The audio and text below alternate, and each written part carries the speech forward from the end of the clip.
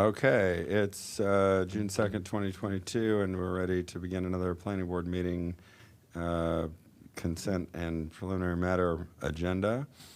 Could we get a motion on the record plats? Jerry says she so moved. I'll second. All in favor? Aye. Aye. Opposed? That is approved. And I think that's all we have.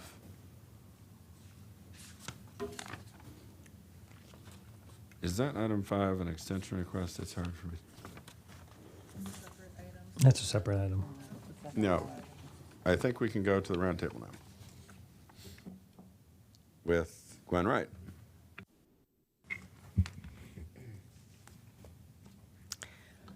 Thank you. For the record, Gwen Wright, Planning Director, and I'm pleased to be here to share our Planning Director's report with you.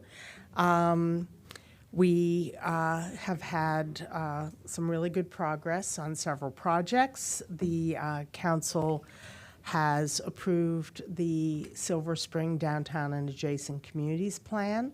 You're going to be seeing later today the resolution of adoption, and then at the full commission, the resolution of adoption for that. We are following up quickly with the Downtown Silver Spring Overlay Zone, which will also be discussed later today, and we're on track, we hope, to have all the elements of this plan finished by the fall, including the sectional map amendment and hopefully even the Unified Mobility Plan, the UMP for Silver Spring. We had a good meeting with DOT on that yesterday. So that is moving forward in a very expeditious way.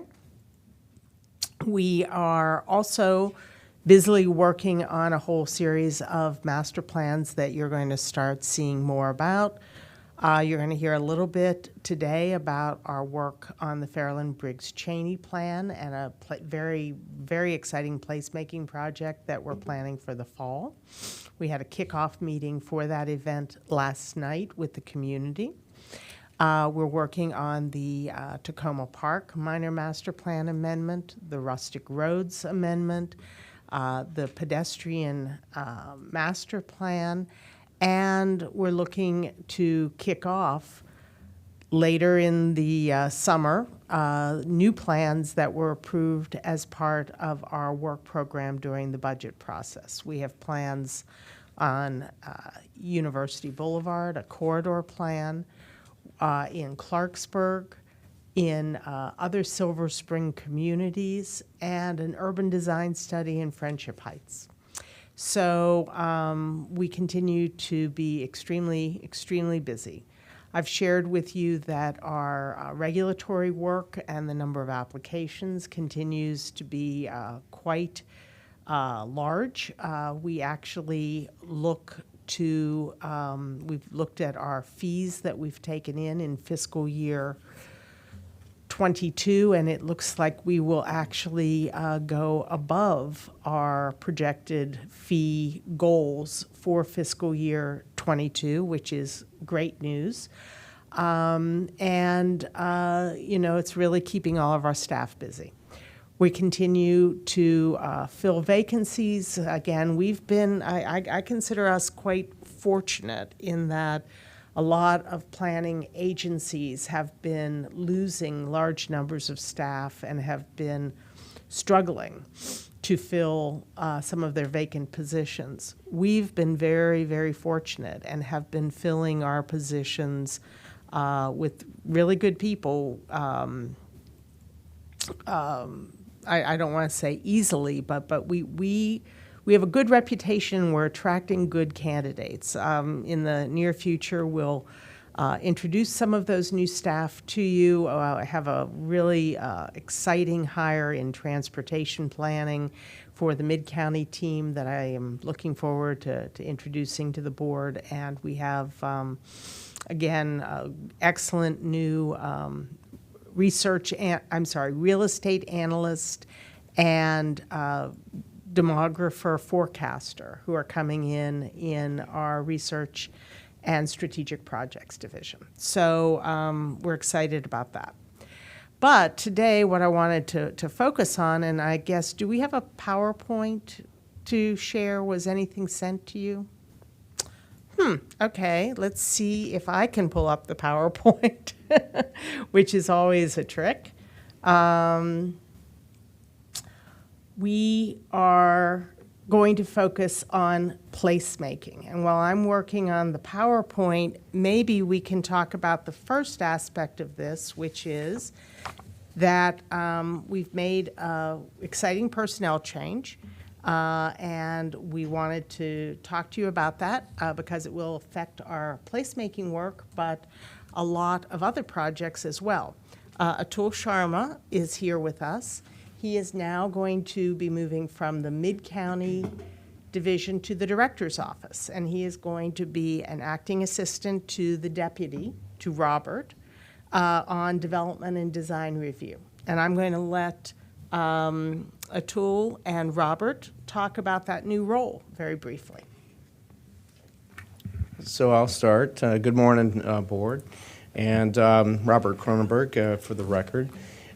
This is exciting because we are bringing Atul up from the Mid-County team where he did focus a lot on the design and implementation of some of the work that they were doing in that team to the Director's Office to focus on a number of new initiatives that we have, but also some ones that we are responding to through ZTAs or through some of the initiatives that the department has been working on. The first one is really having some oversight in our biohealth priority campus planning that we're doing, because we established a team that would review applications when they come in, and we do have one that will be coming in this summer.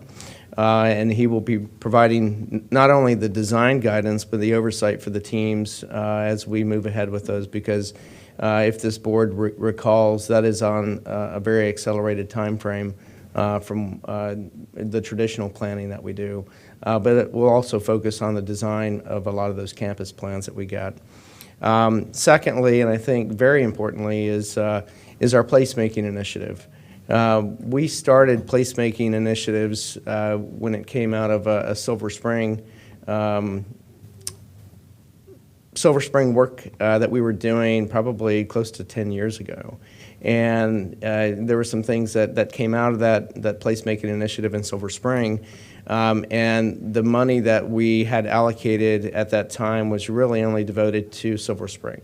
That expanded to Bethesda, then to White Flint, and then we said that really needs to be department-wide. It needs to be county-wide as well. And so, of course, some of the major events that we have undertaken have been around Randolph Hills, Burtonsville. We've done some things in Long Branch, Silver Spring, Bethesda, and one of Atul's roles is going to be coming up with a strategic plan for placemaking. And I think we've struggled with that because we've tried to make that more organic to where we have people come to us, where we can work with Better Block as one of the roles that we've used, and I think that was evident with Fairland, Briggs Cheney meeting last night. But this is something that we can really plan out for the next couple years in terms of how we want to promote placemaking, but promote it equitably across the county, which is what we've really been trying to do.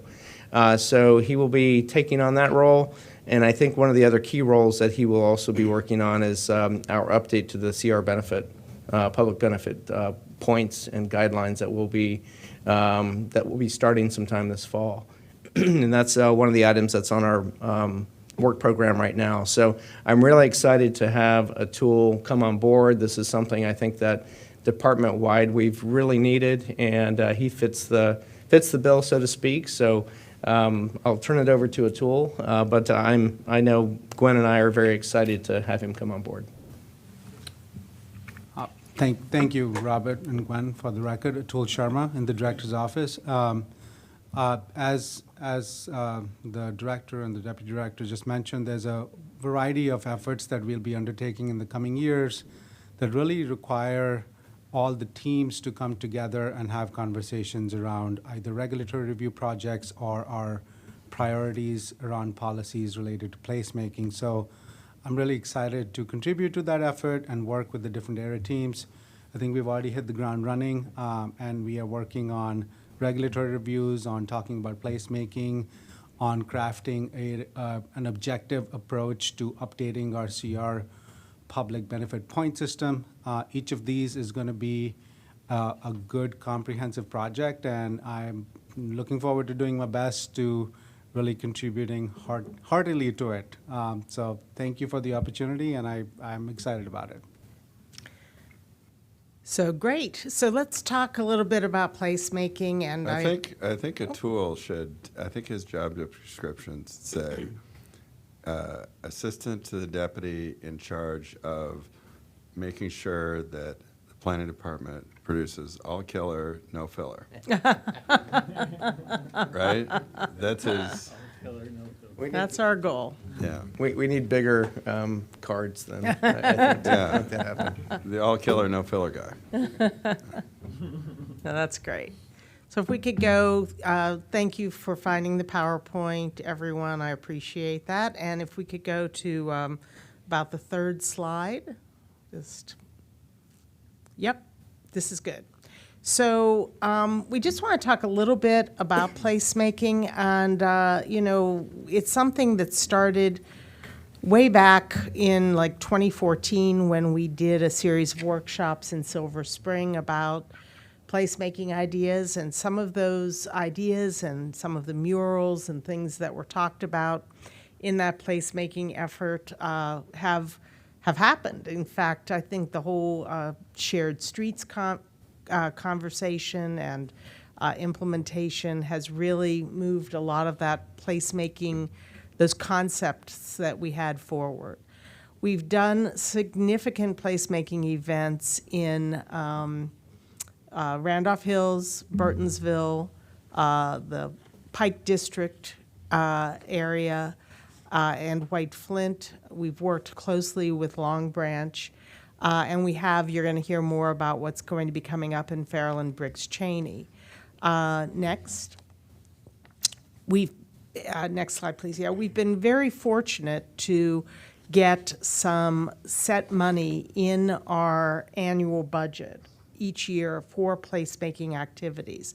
And that has really enabled us to expand these efforts to communities throughout the county. We wanted to make sure that we weren't just doing up county or down county or east county or west county, but that we were really doing activities in all parts of the county. Because from the get-go, we've talked about our goal in the planning department is to really celebrate the best urban, the best suburban, and the best rural parts of the county. So I think our placemaking activities have been able to reflect that. And here you see images from, Randolph Hills, from Burtonsville, from Long Branch, from the Pike District, really from all over. Next. I'm going to sort of talk a little bit about my own observations, but I'm going to ask both Robert and Atul to chime in on this. I think that they've been really well received, and that they have helped lead us to some long-term change in communities. I was talking about how in Silver Spring, some of those early placemaking ideas led to some of the murals, I think, have been implemented as part of the shared streets idea. One of the things that we are talking about and that we're really focused on is that our placemaking needs to not just be a fun community festival. We can always do fun community festivals. Our placemaking needs to be closely tied to urban design and planning goals that we have for different parts of the county. They are big efforts, and we want big benefits. I don't know if Robert or Atul would like to add to that. Sure. So, to add on to the urban design goals, we have been, in the past, we've taken the master plans and identified in the master plans what where the focus was for improvement, whether that was a town center or whether it was a community space, and really tried to build on the master plan goals, some of which have, are a lot older. And so I think our thinking has changed on how some of these ideas would be implemented. Fairland Brigg Cheney is one that we are kind of doing in tandem or in concert with the placemaking initiative as we look at visioning for those two areas. One of the things that a tool brings to the table is a bigger focus on the urban design component of it. And we have, while we love working with Better Block, we're finding that their time is harder for us to get secured. We called them to work on Fairland Briggs Cheney, and their first response was, we don't have the staff for it. So it might have to kick out another 6 months. And so I think one of the things that we're going to start looking at is, are there other firms similar to Better Block that provide the same service, that provide as good service, better service, and that have a focus on urban design? And so while we love working with them, and they've provided a tremendous service to us, I think we can look at other avenues to really broaden and kind of diversify what we're doing. As we look, we now have communities coming to us saying, we like what happened in Burtonsville, we like what happened in White Flint. How do we get that? And so I think it's been great because it starts to do what we originally planned, was make it a community event and have the community come to us to say, this is what we really want to see in our community. Tool, I don't know if you want to add anything to that? Just a couple of observations. I think one, I really wanted to reinforce what was mentioned earlier, that a lot of these placemaking efforts have been interim sort of interventions that we have done with Better Block, with our partners in parks and DOT, but they've each led to long-term change. And that is, I think, so important for us to keep as a criteria.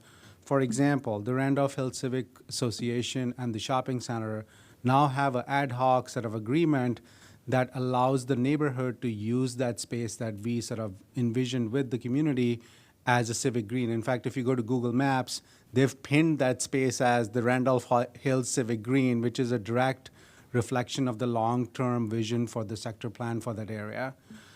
In Burtonsville, there are studies going on now to see how that 6-lane section of Old Columbia Pike can be narrowed down to 2 or 3 lanes, which is another idea that came out of that placemaking effort.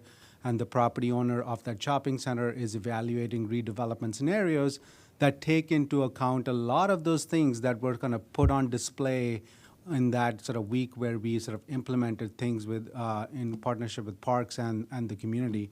Similarly, in the Pike District Connector, and we just sort of heard of this yesterday, exciting news, MCDOT is seeing how the Bethesda Trolley Trail can be better connected to the regional system of trails. And that was one of the key ideas in that interim sort of placemaking intervention that we did in partnership with DOT. So I think a lot of times we sort of start small, but we are lighting sort of the flame, being catalysts for long-term change. And that's been really great to see that a lot of our projects are achieving that sort of very critical goal. Okay, let's look at the next slide and just talk a little bit about what's happening with our fiscal year 22 money. I'm going to let Robert talk about that. So we have, for the past 2 or 3 years, we've been providing funds to Long Branch for their Long Branch Festival. And this is great because the Long Branch Better Business group has come to us to say, we have this entire thing planned, but we need the money. We need the funds to make it happen. And we've been able to give them money each year out of the placemaking efforts to host the festival, host the events, and we've participated in those as well. For the second time, we are contributing to another mural on one of the parking garages in Bethesda. This is the one at Old Georgetown and Woodmont. And these have been very successful. And it's great that BUP reaches out to us to see if we can participate with them and assist with that, not just financially, but just in the promotion of Bethesda. And I know I sent the the recent, I think it was the Fox 5 ticker that interviewed Jeff Burton in Bethesda, and he highlighted the mural, and so that's one of the ones that we are helping with. Silver Spring Transit Center, we've dedicated some of the placemaking funds for a charrette that would really focus on the outcomes of the Silver Spring Downtown and Adjacent Communities Plan, with a primary focus and attention on what can happen within the transit center. This board may recall that the county put out an RFP many years ago and didn't have a whole lot of interest. We are trying to revive that with a lot of the ideas and the goals and the recommendations from the plan. And then lastly, we have Fairland and Briggs Cheney, which was kicked off last night in an event with not only the regional director, but some of the new players that we have in Fairland and some that really want to shine a light on what not only the Department of Rec has to offer, our Parks Department, but also the Regional Services Center to really highlight a lot of what this community needs, but also what they embody. So these are The next image actually is of Fairland Briggs Cheney. Okay. If we could go to the next slide, you can see Yes. the location of where the placemaking event is going to be, right there near the East County Community Center. Okay, next slide. One of Atul's big projects, again, is going to be working towards a strategic plan for placemaking. We've been very opportunistic up to this point, and we've done events where it seemed like we had a good opportunity, but we want to make sure we're being strategic. So I'm going to let Atul talk a little bit about how we're going to create a strategic plan for placemaking. Sure. Thank you, Gwen. And this is, again, a very exciting part of the work program that I hope to contribute to. As Gwen mentioned, we've been sort of nimble and opportunistic in the past 4 to 5 years in identifying sort of sites and projects and reacting to them. I think one of the big goals of this effort would be to look back at the past 4 to 5 years, take the lessons learned from that, and then really get more proactive and more future-looking towards how we want to guide the conversation around placemaking. This will be an internal working effort for the department, so we hope to convene the different divisions and really talk around some of these overarching questions as to what should be the role of the department, for example, towards placemaking. Should we be leading it and leading it like we've done with the Better Block Foundation and community groups, or should we be supporting other groups like we've done in Long Branch? Should we be advocating it through hosting seminars, lectures, workshops, or should we be working with private property owners to implement some placemaking ideas like have been done in projects like the Strathmore Station or Pike and Rose? Depending on what type of roles rise to the top in that conversation, we then want to talk a little bit about priorities. Placemaking can be a very broad concept, and a lot of different things can fit under it. So we want to have a more targeted approach to it that identifies things like, do we want to activate public spaces to support economic development? Do we want to program underutilized parks and public spaces so that they build social capital or lead to more equitable health outcomes? Do we want to use environmental placemaking as a way to showcase resilience? Or do we want to focus more on the cultural diversity of the county and work on projects that showcase arts and things like the mural that Robert just talked about? Based on these two discussions, we then, I think, will have a much clearer idea of what type of specific projects we should be taking on in the coming years, whether these are streetscape-related projects or art-related projects or public space-related projects. And then last, but also very important, is we've followed a few models of implementation for placemaking so far. We've worked with the consultant. We've supported some neighborhood groups through design support and some seed funding, if you will. But other jurisdictions have done things differently, like giving placemaking grants or applying for national grants and then dispersing those funds through different neighborhood groups like DC did a few years ago. So all of these, we hope, will then lead to a strategic plan. If we can go to the last slide here. that will create a shared vision for the department's role and priorities. It will identify potential models for implementing placemaking projects.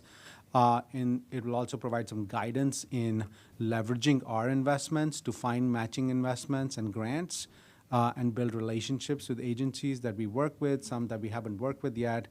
And the hope is that once this strategic plan is in place, then it starts to proactively guide our annual work program around placemaking and guide our staff as they undertake different projects. So that's the sort of overall idea behind this effort, and we'll be working internally with the different teams to get their take on the lessons learned and how they want to use placemaking as a planning tool in the future. So we're all very excited around it, and I think this will lead to some really great work building on our already awesome efforts that we've done in the past 5 to 6 years. And just to add one more thing to that is what we haven't had is really a point person to be the kind of the guru for our placemaking. And I think with a tool stepping in and helping guide the vision, but also be able to coordinate with the teams is of critical need and importance for us. And just as a teaser for upcoming placemaking efforts, we have been coordinating with not only Damascus, but Olney, and Germantown has been reaching out to us quite a bit. We meet with them monthly to talk about some of their ideas. So we have definitely broadened our scope, and we'll continue to do so with a tool's help. So thank you. And with that, that is the end of the planning director's report for today. I always enjoy sharing with the board different projects like placemaking that you may not hear about on a day-to-day basis, but that we're very busy with in the planning department. If you have questions, I'd be glad to take them. Maybe you're going to mention, but tomorrow's your planning picnic. Is that right? Oh, yes, for You were gonna staff, mention that? there is a planning department picnic tomorrow, and we're looking forward to it. Hopefully, fingers crossed, good weather. Good. When I was younger, my placemaking place was Journal Square in Jersey City. It was very dynamic, movie theaters, people gathering. But that given they had transit connection, relates a little bit to Silver Spring. There was a previous effort to have additional development there. I was on a proposal submitted to Wamada. So are they looking for an office building or residential, or are they amenable to some placemaking? Yeah, right now what we're doing is actually what I call an invited design charrette. We've brought 3 nationally known architects in to take a look at the whole transit center area and the property immediately surrounding it, and to give us very, very creative ideas. Given all the transportation infrastructure in that area, it's become a challenging place to think about how to develop it. And so we are going to have these 3 nationally known architects give us concepts. It's not necessarily going to focus on whether it's residential or commercial or hotel, but we're going to debut those 3 ideas at our Makeover Montgomery conference that's being held in September. These 3 firms are going to work on this over the course of the summer, come up with their most creative ideas, and then we'll debut this at Makeover Montgomery. And we hope that it will spark interest in that site from the private sector to take a look at how a development might happen in that very, very challenged area. Yeah, there's the new general manager, so involving Yes, Wamada, we that have would be great, yeah. Been in close contact with Wamada on this project and with the county as well, right, to make good. sure that they all know it's happening and they're all Yeah. in support of it. Yeah. Just the other question on Burtonsville, there was speculation whether the Montgomery College, a branch there in the 29 corridor, might go there, might go somewhere else. The issue was that a lot of people live in the county, they work at Fort Meade and other places, national security. Coming home, it was a place to maybe stop and take classes, or is that a placemaking place, so to The speak? conversation about Montgomery College in East County is still ongoing. Or- I okay. don't think any decision has been made. However, the good news is that we have begun to have some conversations with the owner of the shopping center, who is looking at a potential revitalization Very good. of the shopping center as a shopping center. Good. And so, again, all of these ideas are very much in their infancy. They're just being discussed, but we'll definitely keep the board apprised. Well, you put it in good hands, so should look We're very forward to it. happy with Yeah. Atul joining the director's office. I had some comments. First of all, just wanted to congratulate Atul Sharma coming out of AAPI month. It's always wonderful to see. It wasn't that long ago that you immigrated to this country, so moving up, it's part of the American dream. So congratulations on your new position.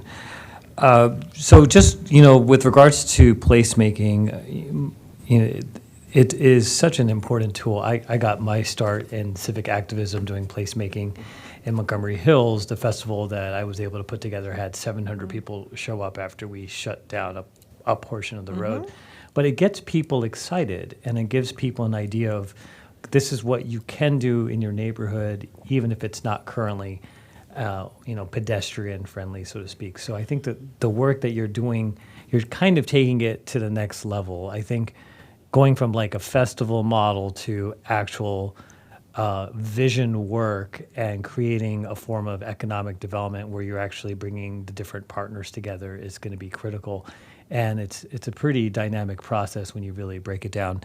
Looking at some of the placemaking opportunities that you mentioned, going back to what I mentioned with Montgomery Hills, places where there is blight, I think you may want to think about maybe going a little bit back to the festival model just to get people engaged, because in those scenarios, in this particular case, SHA is really the larger piece here, and we just need to keep the community engaged to the extent that they can continue to provide the support that we need to ensure that change does come to certain places. So I think that's one of the things that you should think about when you're moving forward, is that there are other places where the components are just not there. And so, for instance, if we do acquire the 16th Street Urban Park parcel, that's an opportunity to combine efforts with the Parks Department, shutting down maybe that slip lane on 16th Street, maybe have a festival there in conjunction with at the park. Things like that can get attention going with SHA, maybe even inviting them and saying, look, it's not the end of the world, let's get this started. Other things, we mentioned Wamada, the Wamada Parcel in White Flint. It's just such a huge piece of property. And I know that they would be more than willing to clear out some of the land or make it accessible to the public. But getting people excited about that is huge. Many people don't even know it's there because you walk by it and you can't even see it. But once you're actually on the property, you realize how large it is.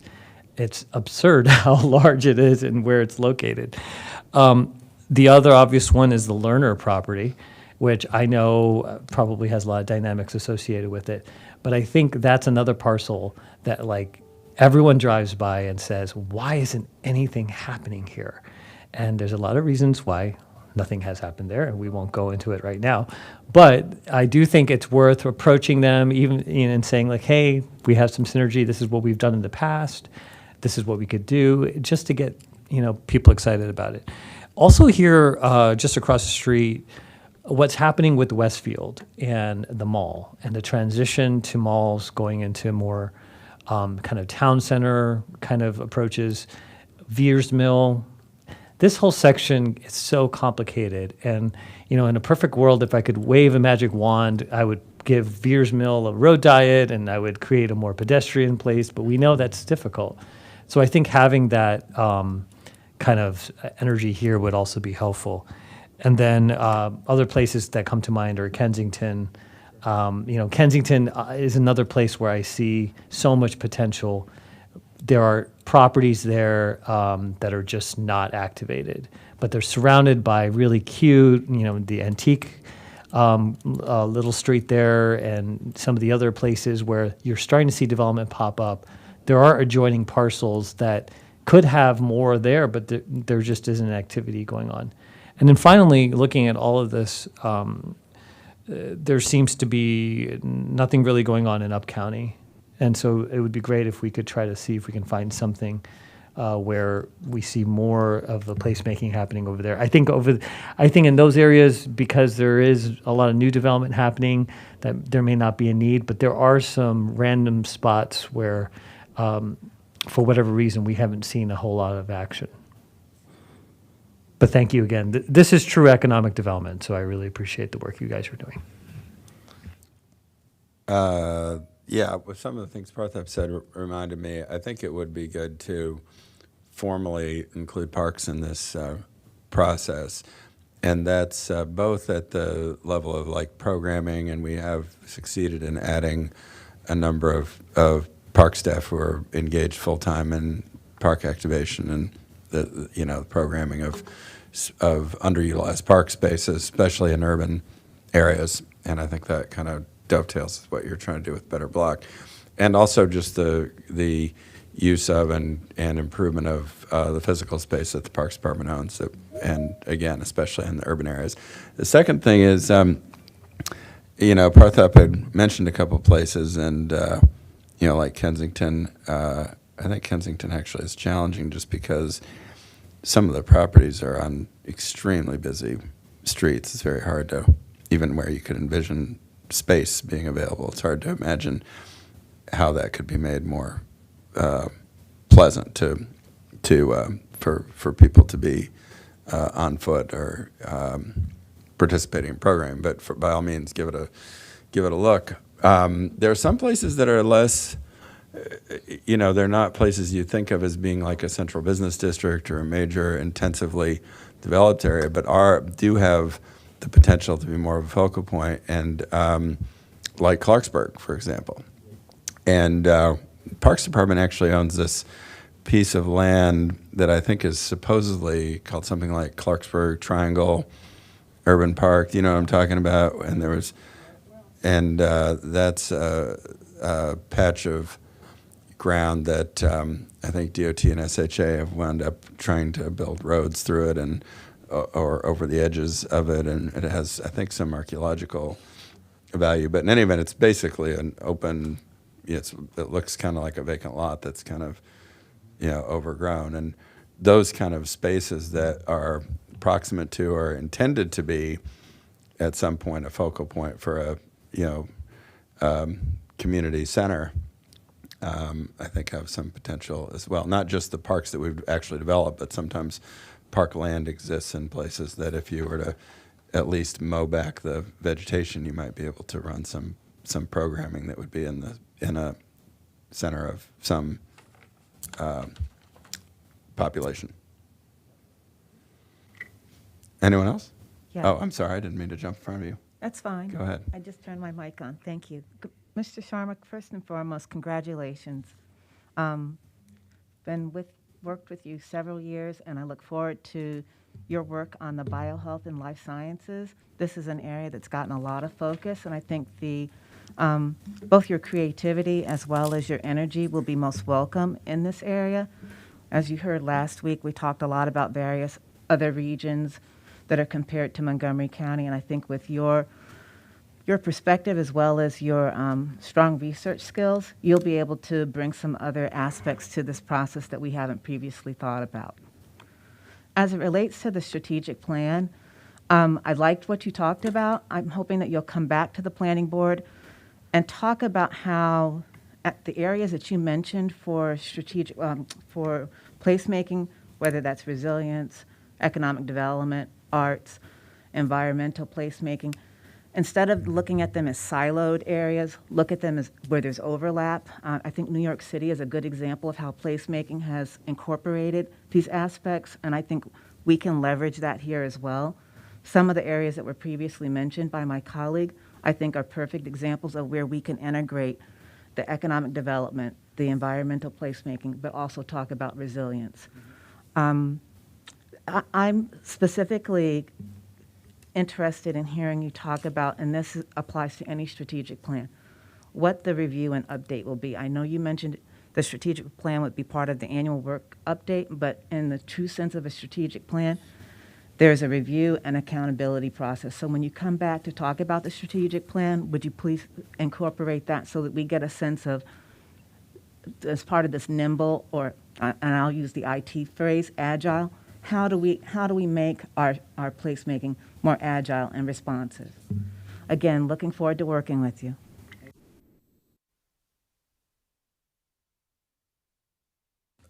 Okay, time to turn to item 5, I think.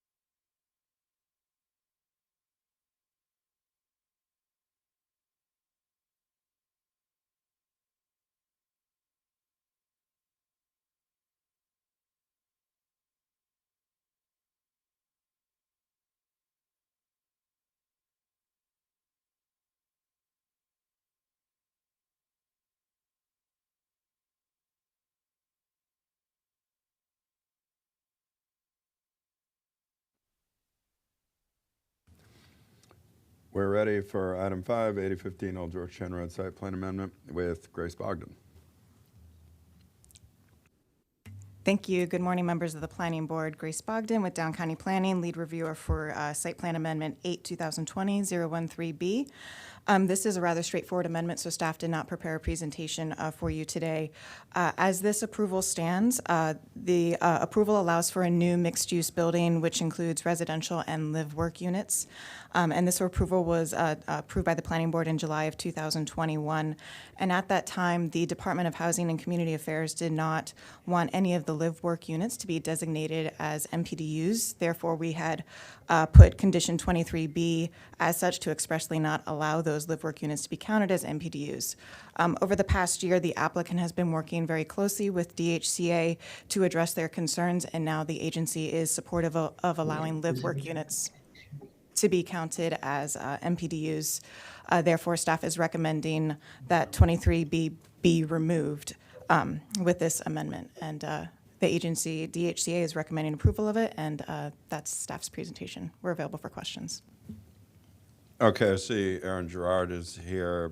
Do you have anything to say before we look for questions and comments from the board, Mr. Gerard?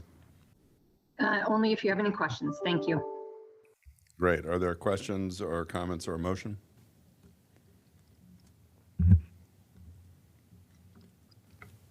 Anyone? You need a motion?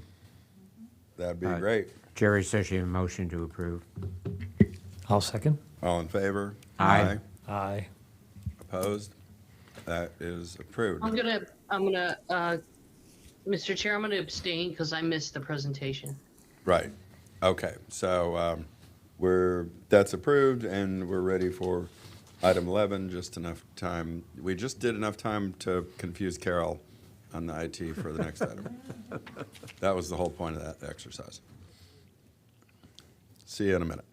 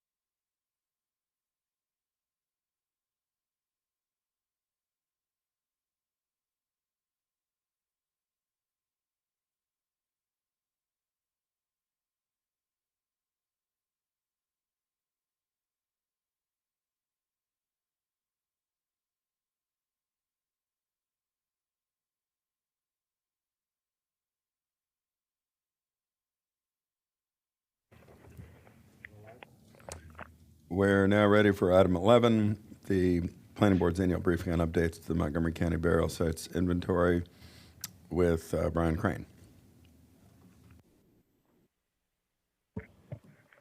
Good morning. Could you bring up my slides, please? Or do I do that from here?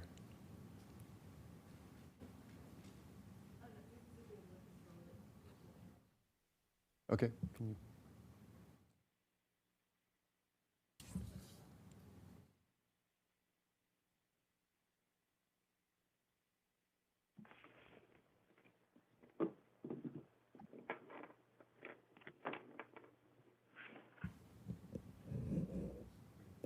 I have the PowerPoint up on this computer. Sorry.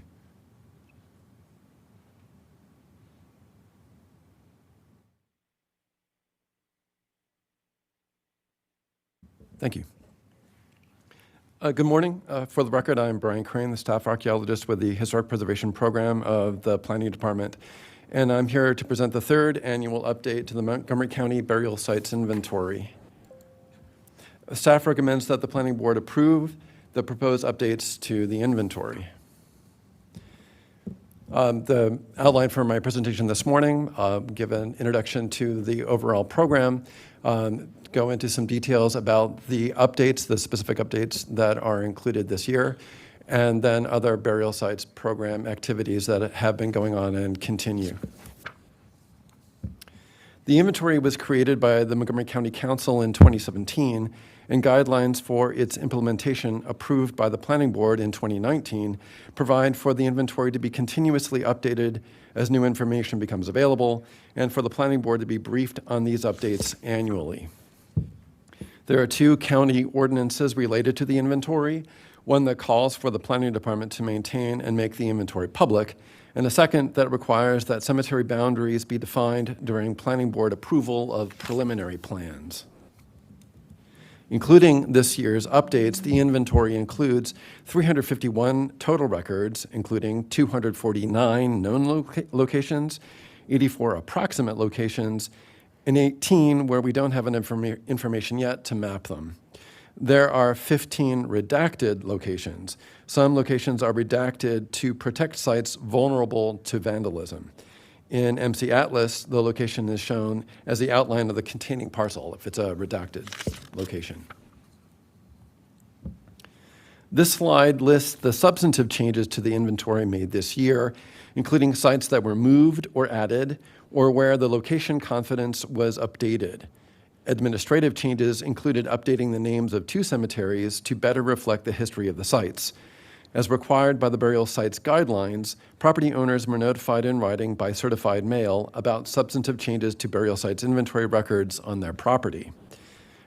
As an aside, the individual changes are included as a table in the staff report. Note that Gibson Grove AME Zion Church Cemetery, being added this year, is separate from the Morning Star Tabernacle number 88 cemetery, also in Gibson Grove. Archaeological investigations carried out around the church by MDOT SHA found evidence for burials near the church. Most of the changes to the inventory this year are the result of a systematic review of Maryland Inventory of Historic Places forms.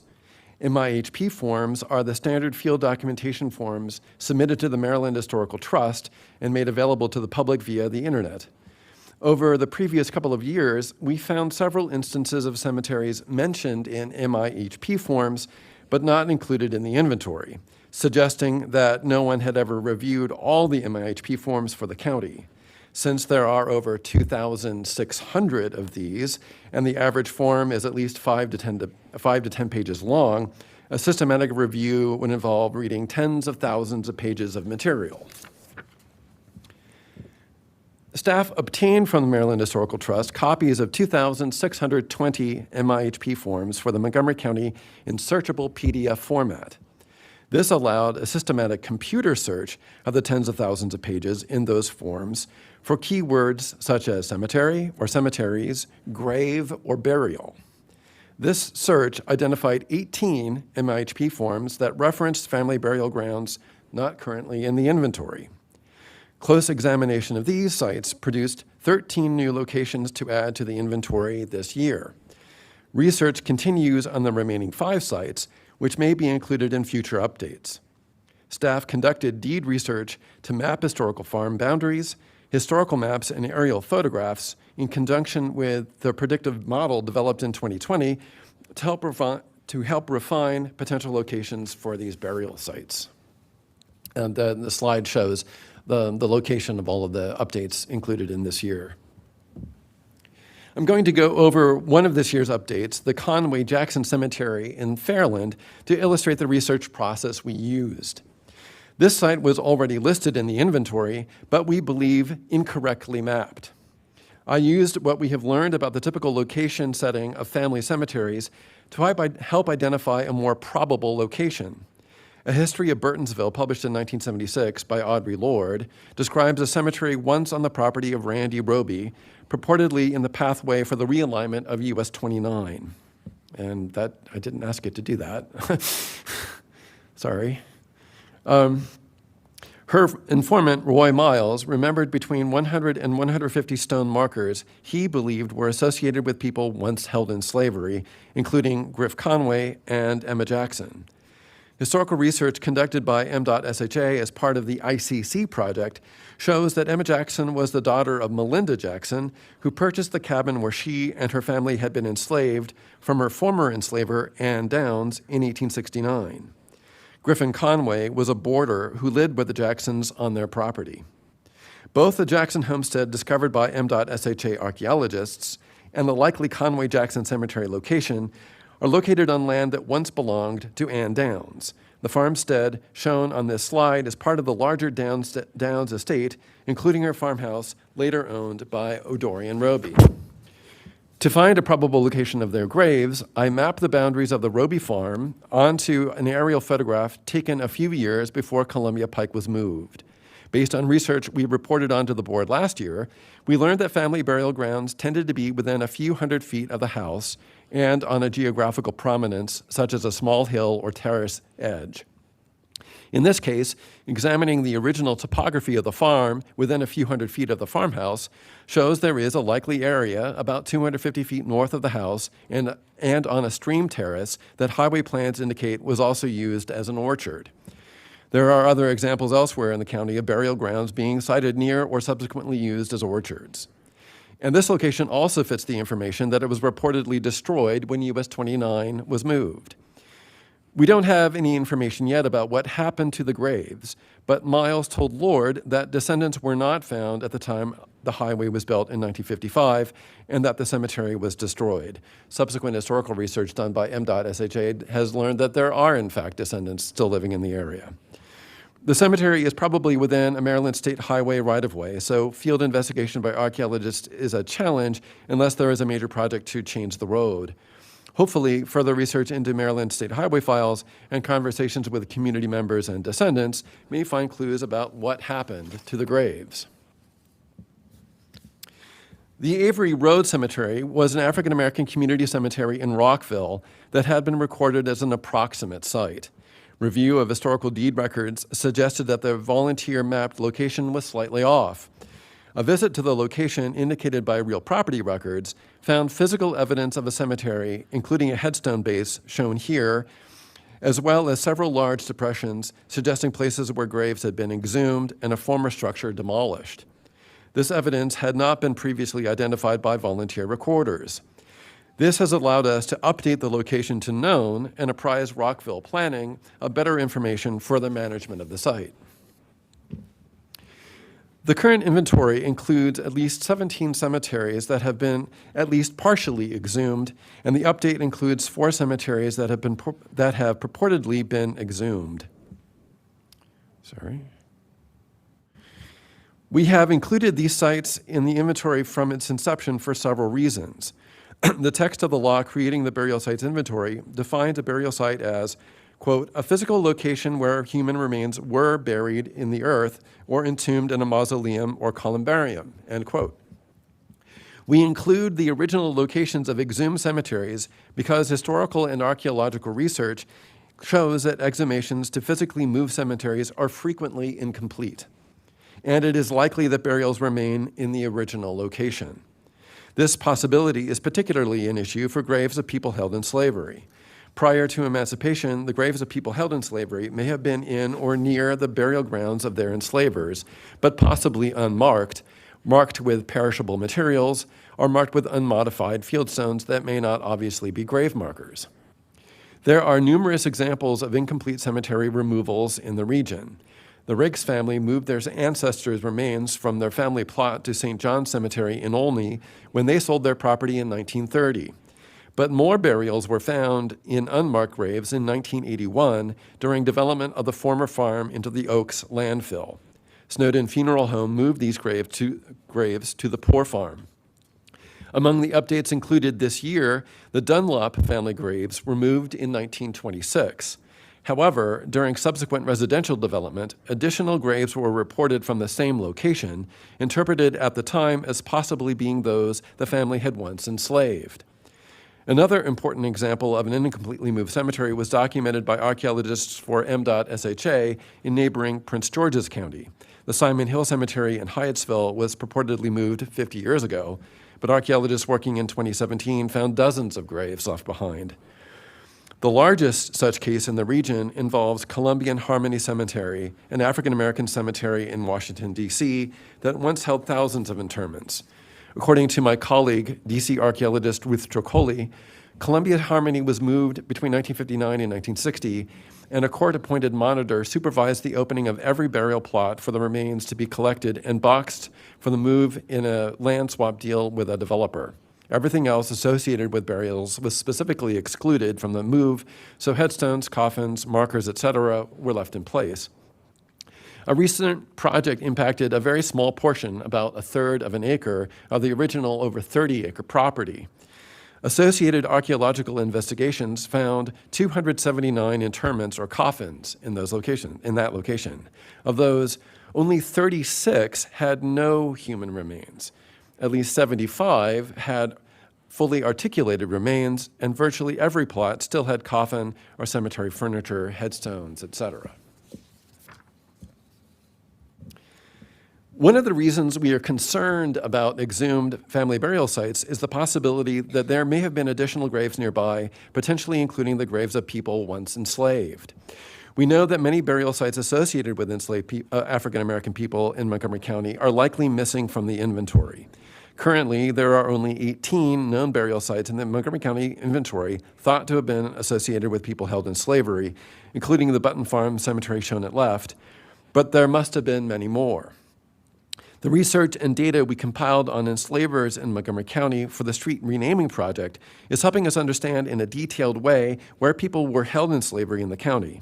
We're using those data together with the information in the burial sites inventory to help better understand the location and settings for the burial sites of enslaved people to better predict where we might find others. Possibilities for places to expect the burial sites of people held in slavery include locations within or immediately adjacent to but separate from the burial plots of slaveholding families, entirely separate burial locations within the boundaries of farms where people were held in slavery, and black community cemeteries established by free blacks before the Civil War. Among the latter is the Spencer Family Cemetery, established in the early 1800s, shown in this photograph. Shown here is an example from neighboring Prince George's County. This is the grave of Basil and Elizabeth Wood, who were held in slavery by the Bowie family and who continued to work for them after the Civil War. They were ultimately buried in the Bowie family plot when they died in the 1920s. In Montgomery County, the Cook family burial ground includes the graves of members of the Cook family who held numerous people in slavery. In addition to the elaborately inscribed grave markers of the white slave-owning family, there are several unmodified fieldstone grave markers for unknown individuals, such as the two shown here. Perhaps some of these could have been for people the white family held as slaves.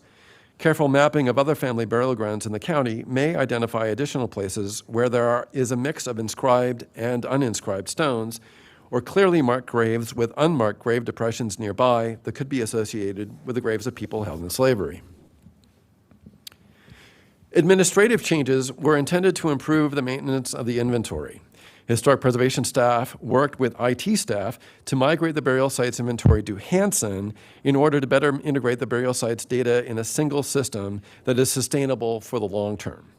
The inventory originally consisted of information stored in 3 places: a GIS database, volunteer-generated PDF forms, and additional information in an MS Access database. We worked with Steve Carey to build a database within Hansen and design new forms. This has allowed for all the information to be consolidated in one place.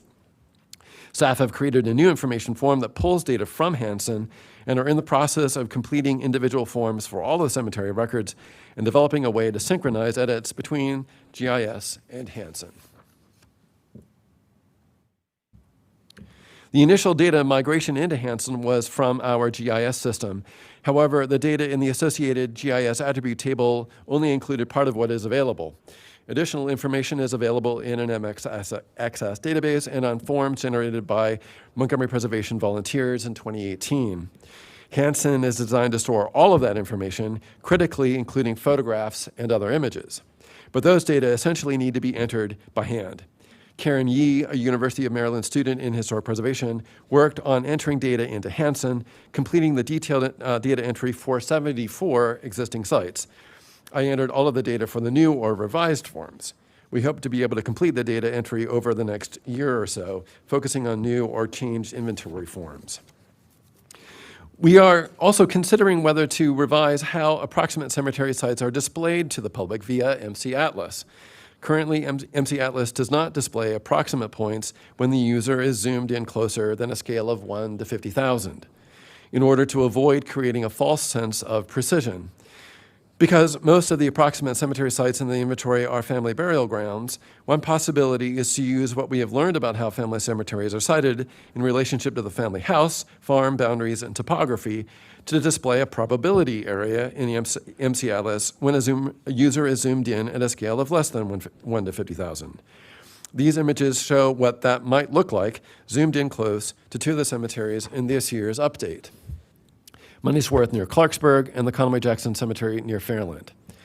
The yellow shaded circular area represents the region our research suggests is most likely to contain the site. In these cases, it is centered on the historic house location. The blue line on the image at right is the historical boundary of a farmstead believed once to have contained the Conway-Jackson Cemetery. I use the farm boundary to clip the probability area, since the cemetery would not have been located off the historical property. Historic preservation staff have continued reviewing several projects that may affect sites on the burial sites inventory.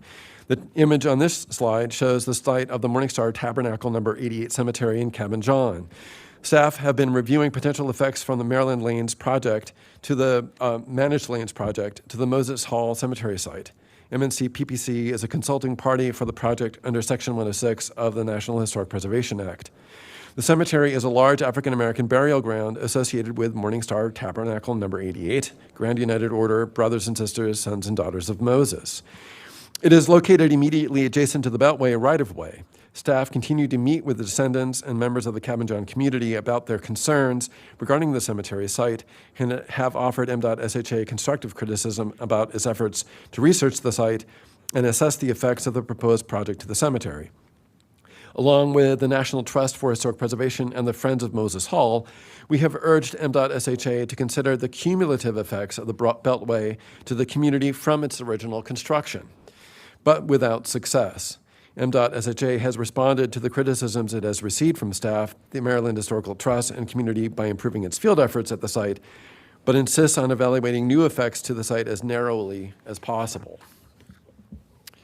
Historic preservation staff routinely perform field visits to publicly accessible cemetery sites in the burial sites inventory in an effort to confirm or improve map locations and learn more about how small family, church, and community cemeteries are sited and laid out. Staff visited 19 sites on or under consideration for listing in the inventory since the last inventory update in 2021. Staff have visited 81 sites listed in the inventory since the program was initiated in 2018, accounting for approximately 1/4 of the total sites. Above, planning staff meet in the field with Eric Ledbetter of the Department of Natural Resources in Patuxent State Park to look for evidence of the Hilton family cemetery. We didn't find direct evidence, but visiting the landscape around the family farmstead gave us a good idea of where it might have been. Historic preservation staff are regularly contacted by members of the public about cemeteries in the inventory or with inquiries about cemeteries not yet in the inventory. We provide what information we have available, and when local historians or descendants offer new information, we update the inventory as appropriate. We recently received information about a cemetery near Etchison from a resident, for example. Actually, we've received 3 new potential sites in the last week or two, so you'll be probably hearing about those next year. We will investigate these sites and bring those to the board during a future update as appropriate. We also received an inquiry about the real estate parcel for the Jerusalem Mount Pleasant United Methodist Church Cemetery in Norbeck. Parks and planning staff reviewed parcel maps, deeds, and other information that showed the cemetery is within its own parcel and was not correctly recorded in SDAT and shown in our GIS. The parcel boundaries have been corrected, though additional research may be needed to fully identify the current owner. So we've been working with SDAT to make sure that the information shown in state records and in our own GIS information is correct. We have also received requests for information about how to use photogrammetry to record headstone options. Inscriptions. Outreach efforts since the last update have included contacting property owners and managing agencies of newly added cemetery sites through certified mail and responding to inquiries about these additions. Staff included cemetery history information as part of Fairland and Briggs Cheney Master Plan, existing conditions information. Staff participated with regional archaeologists in a panel conversation sponsored by the Montgomery County Remembrance and Reconciliation Commission on May 14th of last month. This panel was designed to help members of the public to research the location of African American family and community cemeteries. Staff prepared a short piece on the use of photogrammetry to record headstones for the Maryland Archaeology Month booklet prepared by the Maryland Historical Trust, and a blog post for the third place blog on the use of historical research to locate lost cemeteries. With COVID waning, we hope to get back to in-person education and training related to the program. In addition to regularly updating and maintaining the inventory, there are other initiatives underway to support the burial sites program. Staff continue working on identifying archaeological and cemetery sites that may merit consideration for addition to the master plan for historic preservation. Staff have also worked to identify and correct GIS data errors among the master plan data. For example, review of the Mount Nebo master plan historic site and associated cemetery showed that the map location of the master plan boundary was recorded incorrectly in the GIS. HP staff are working on identifying practical, non-invasive techniques for finding the approximate burial sites in the inventory. In addition to conducting archival research, primarily deed research, and archaeological reconnaissance, staff are developing proposals to partner with contractors, volunteers, and other community resources to use human remains detection dogs and geophysical survey, primarily ground-penetrating radar and magnetometer survey, potentially identify missing sites and pinpoint approximate sites. Again, this is the slide that shows the overall updates that we are asking the board to specifically approve this year. There's 20 of them. They are listed in a table in the staff report. 4 sites where we changed the location. 1 was changed from an approximate to a known site. 13 altogether new sites, and 2 administrative changes, essentially name changes. Dr. Crean, is it okay to ask a question? Or do you want me to wait? I'm almost finished. Okay. 2 seconds. So we recommend that the planning board adopt the inventory update. And one last community note, we received notice that the Friends of Moses Hall are holding a cemetery cleanup activity at the Morningstar Moses Cemetery and Hall site on Saturday, June 25th. If anyone's interested in more details about that, they can contact me or the Friends of Moses Hall. And that's all I have. Yes, any questions? I did have a question. Thank you again, Dr. Crean, for the presentation. First, before I ask the question, I want to commend you for the labor-intensive effort. The thousands of pages that you and your team have gone through, I know is no easy feat, considering that some of those documents go back to the 19th century, and handwriting was not always clear to read, and I'm sure with age it's gotten probably worse to decipher. I did have a question regarding one of the changes that you asked us about, and it's the last bullet regarding the unlikely, and I'm going to, unsupported by evidence and unlikely. How long would you propose keeping that label of possibly enslaved person cemetery, given that you're saying it's unsupported by evidence and unlikely? You think a year we revisit this, or what's your suggestion? So to clarify, it had been listed as a slave and Native American cemetery. And what I'm saying is that what we know about indigenous pre-European burial grounds in Montgomery County is that we would not expect one to be in that part of the county. We may be wrong, but the evidence that we have of those sites is that they are along the Potomac River and not on the east side of the county. And there are many essentially unsupported folk tales about, quote, Indian burial grounds that are really nothing more than that. And I didn't want a really misleading name to be in the inventory. So that was why I proposed that particular change. If we do subsequently find that there are evidence for indigenous burial grounds there or elsewhere in the county, we would probably redact that location for security reasons and work with the Maryland Commission on Indian Affairs to, on that. But in this case, we don't think it's likely. Okay. Thank you.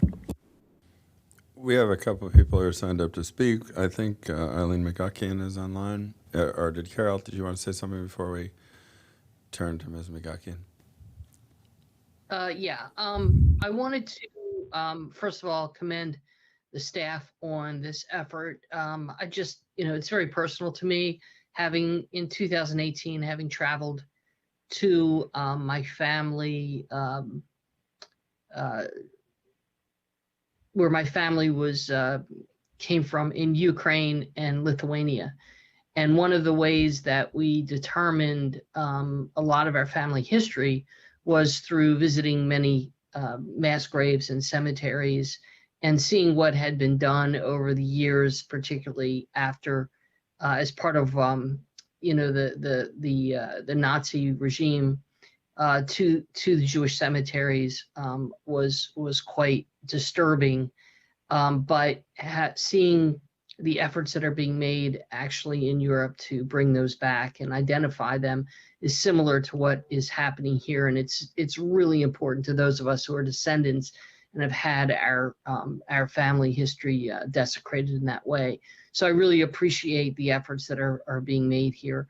One question that I have is you talked about the Conway Jackson cemetery and the impact that occurred where the location was a little bit different and certain graves were found at a later date that were as a result of the development of Route 29. And I'm just curious because I hear you on Dr. Crane on the issue related to the state highway current efforts to widen the beltway around where Gibson Grove is being impacted.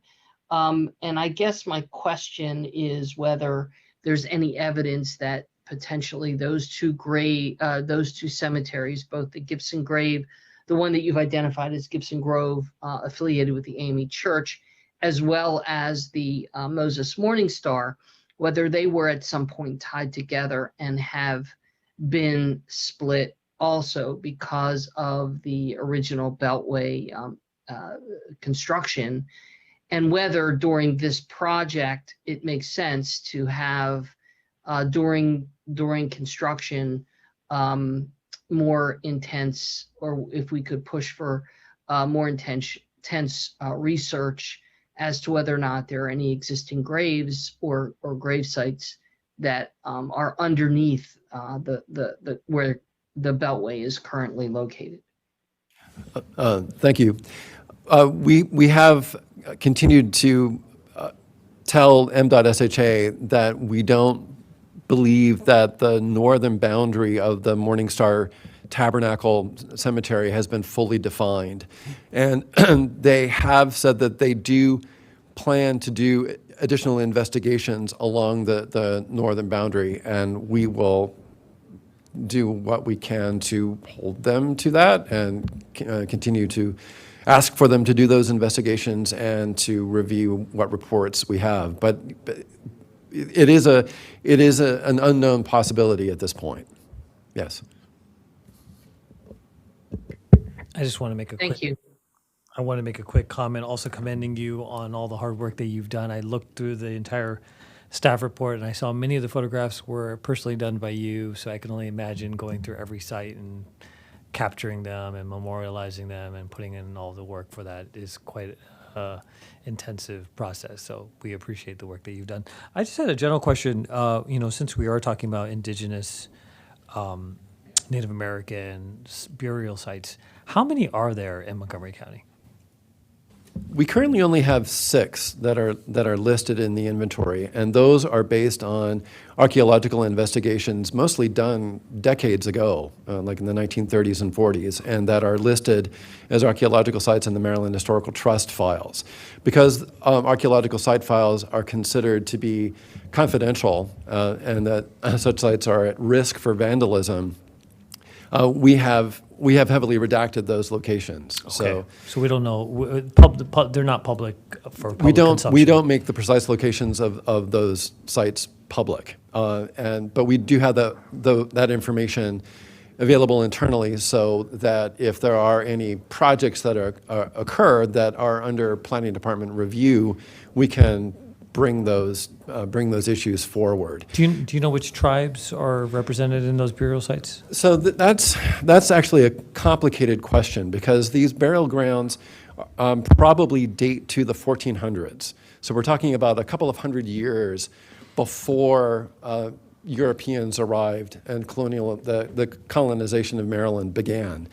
So archaeologists and historians believe that the ancestors of potentially multiple Algonquin-speaking groups in the Potomac River Valley lived north or interior from the fall line in the centuries prior to European arrival, and that as the Little Ice Age came on, there is some thought that there were really pretty dramatic movements of some groups that caused conflict within the Potomac River Valley, and archaeologists, at least, believe that what the Potomac River Valley in Montgomery County was actually more or less abandoned at that time, and that for security, to protect themselves, those people moved below the fall line to put the falls between them and Iroquoian-speaking people they referred to as the Massawomack from raiding their villages. The Massawomack is a word recorded by the English that the Algonquin used to describe an Iroquoian-speaking people that were probably indigenous to West Virginia and Western Pennsylvania, a group that we know almost nothing about because they were probably subsequently absorbed by the Five Nations Haudenosaunee Iroquois and in subsequent wars. In any case, they may have been ancestral to the Piscataway, the Potomac, and other Algonquin-speaking groups along the Potomac River Valley.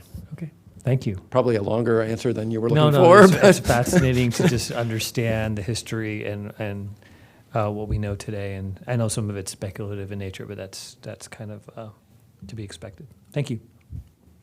Okay, is Eileen McGuckin in there? I am indeed. Thanks for Can waiting. you hear me? Yes, thanks for waiting a week. Okay, well, I waited a week, and I want you to know that I got dressed up this morning for my video appearance, so picture me with earrings and a dress. I don't do that very often. You look great. Okay, thank you. So do you. Eileen McGuckian, representing Montgomery Preservation, which sponsored the Cemetery Inventory Revisited project in 2018, as well as the legislation that led to the Planning Board's responsibilities for the burial sites inventory. And I thank you for taking this responsibility seriously and allowing me to continue the tradition of commenting when you receive your annual report. I first want to compliment Brian Crane. He continues to perform at a high professional level in his unique position, and you may know that only a handful of counties assign an individual to monitor, visit, protect, and preserve cemeteries.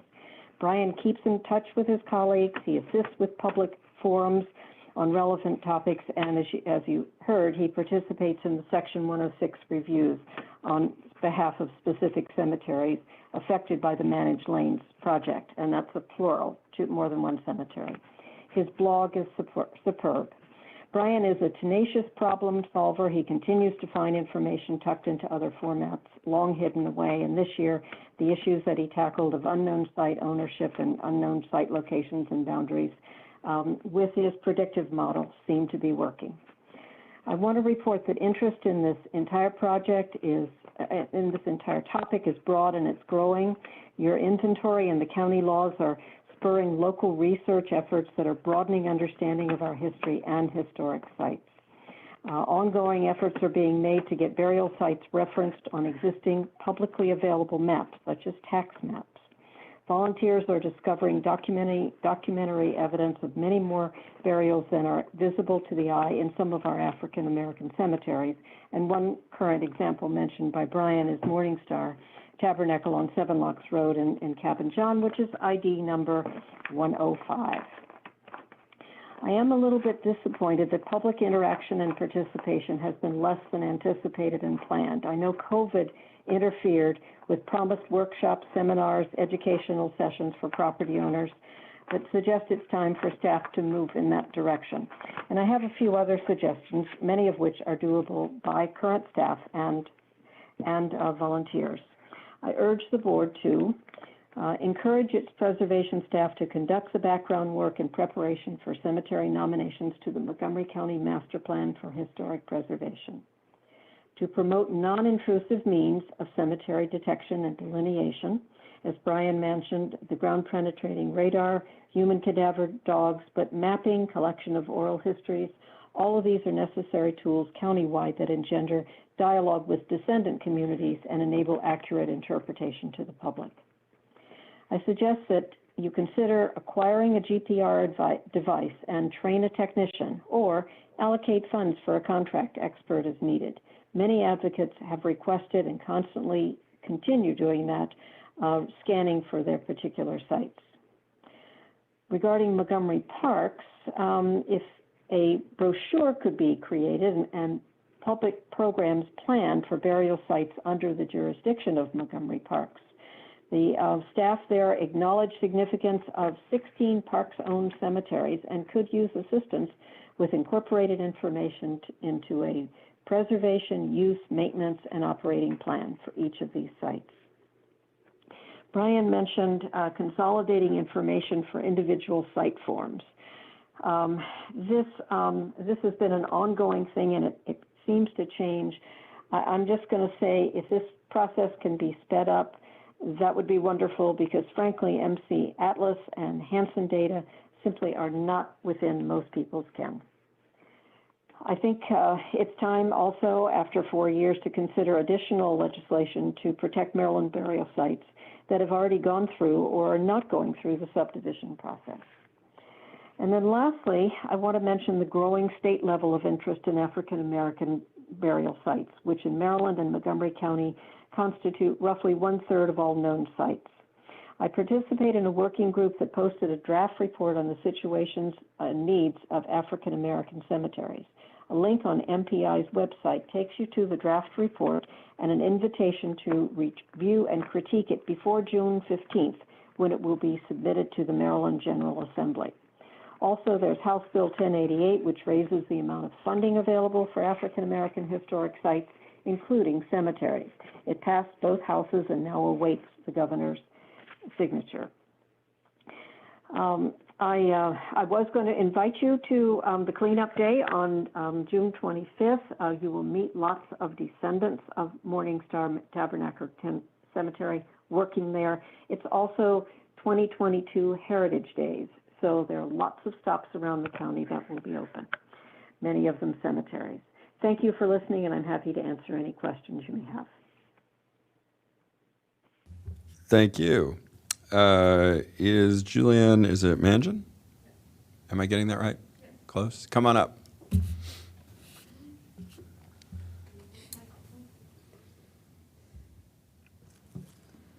All right. So my name is Julianne Mangin, and I'm an independent researcher, writer, and local historian. And I'm here to report on research I've done on Mount Pleasant Methodist Church in Norbeck, which Brian briefly mentioned in his presentation, and it's number 111 in the burial sites inventory.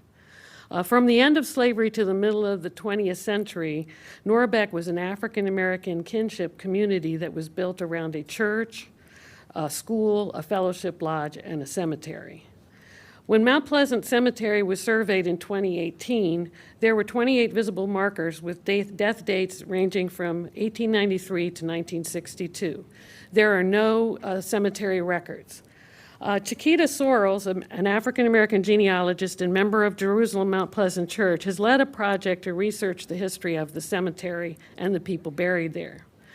During the past year, I have located 151 obituaries in the Evening Star for people that were buried at Mount Pleasant Cemetery. And in addition, I've begun a search of Maryland death certificates, and I found an additional 111 people who were buried there. At this time, there are 250 known burials at Mount Pleasant, ranging from 1891 to 1966. And that number is sure to rise as my research continues. Now, the original burying ground in Norbeck was first described in an 1869 unrecorded plat subdividing the property owned by Adrian Wadsworth. And then in 1883, Wadsworth sold a half acre for use as a burying ground to two men who were named as, quote, trustees for the benefit of the colored people, end quote. The Mount Pleasant Church has used the cemetery as its own for over 70 years. However, there's no deed for the property except for the one drawn up in 1883. So one of the reasons for my research is to make a case for a deed being drawn up giving church ownership of the cemetery through adverse possession.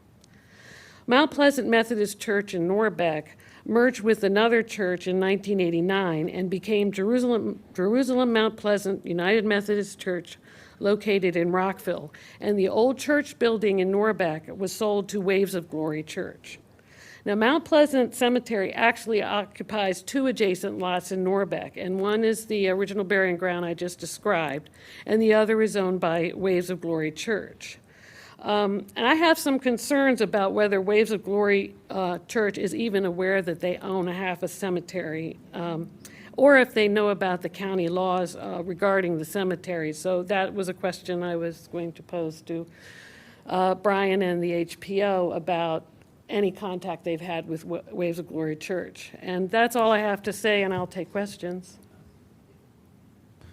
Thank you. Are there any questions or comments from the board for anyone? Actually, Sorry.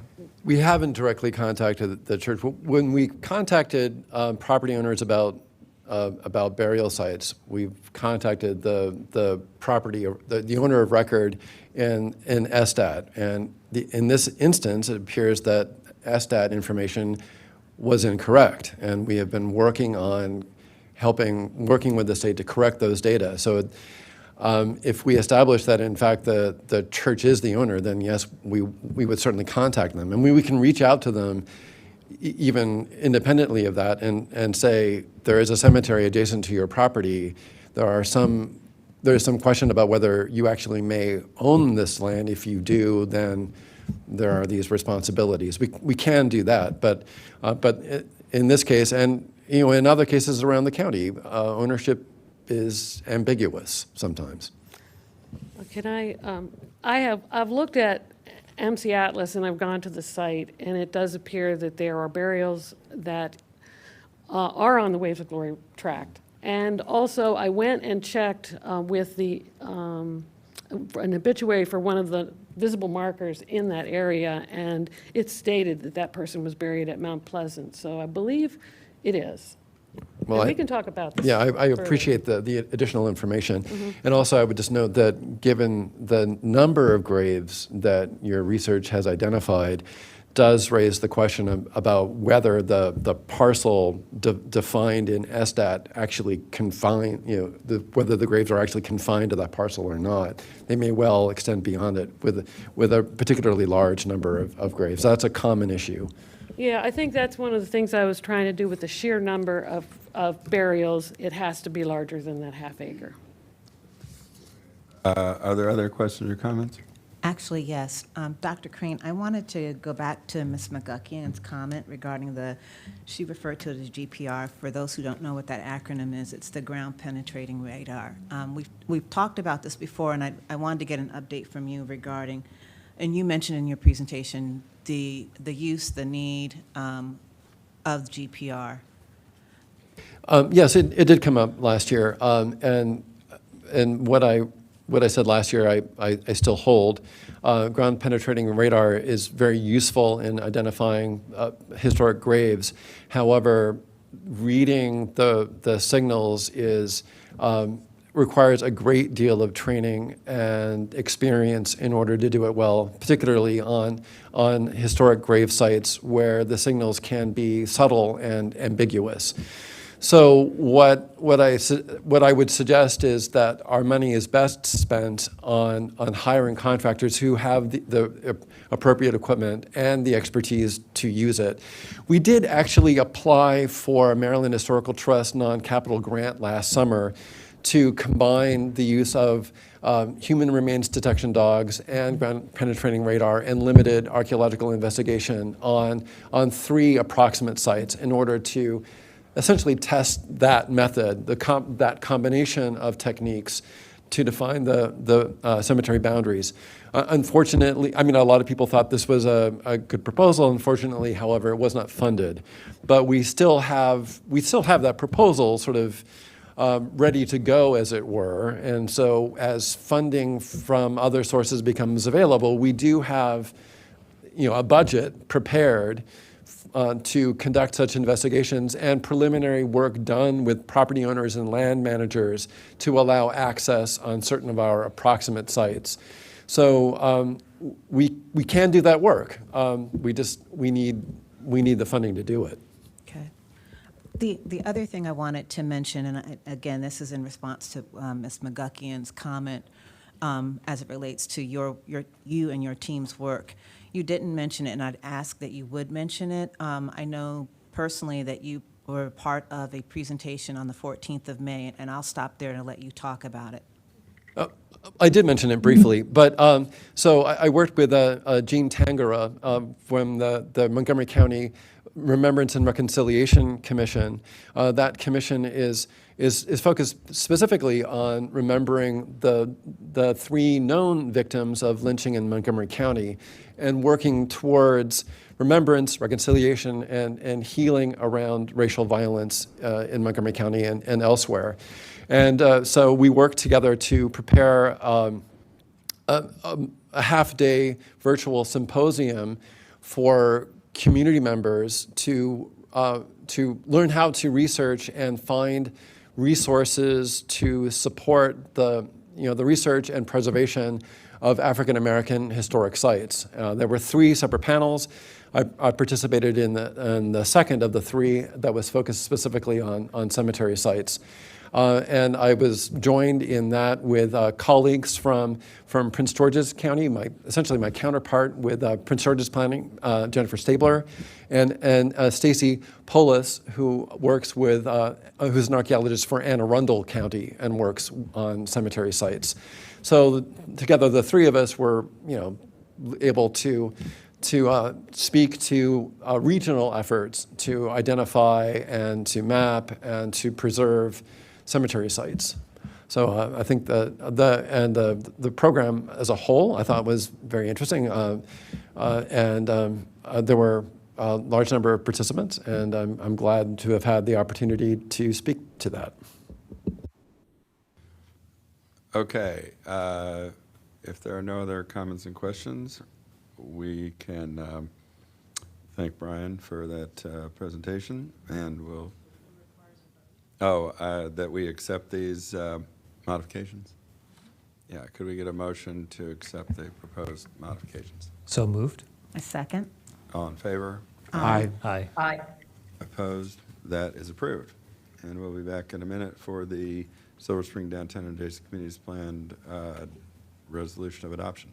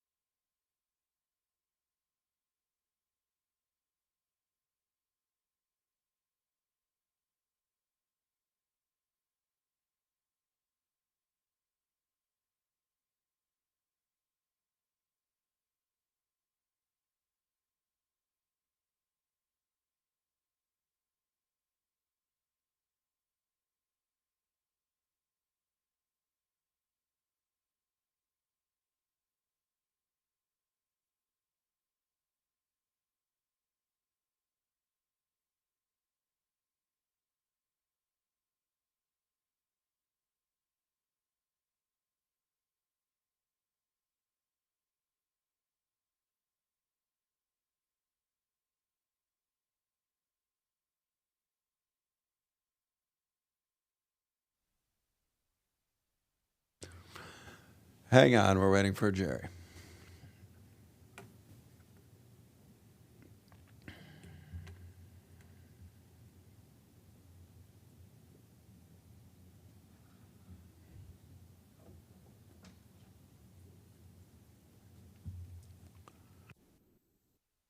Well, you know, it's not regulatory, so you can go ahead and begin the presentation. He'll catch up.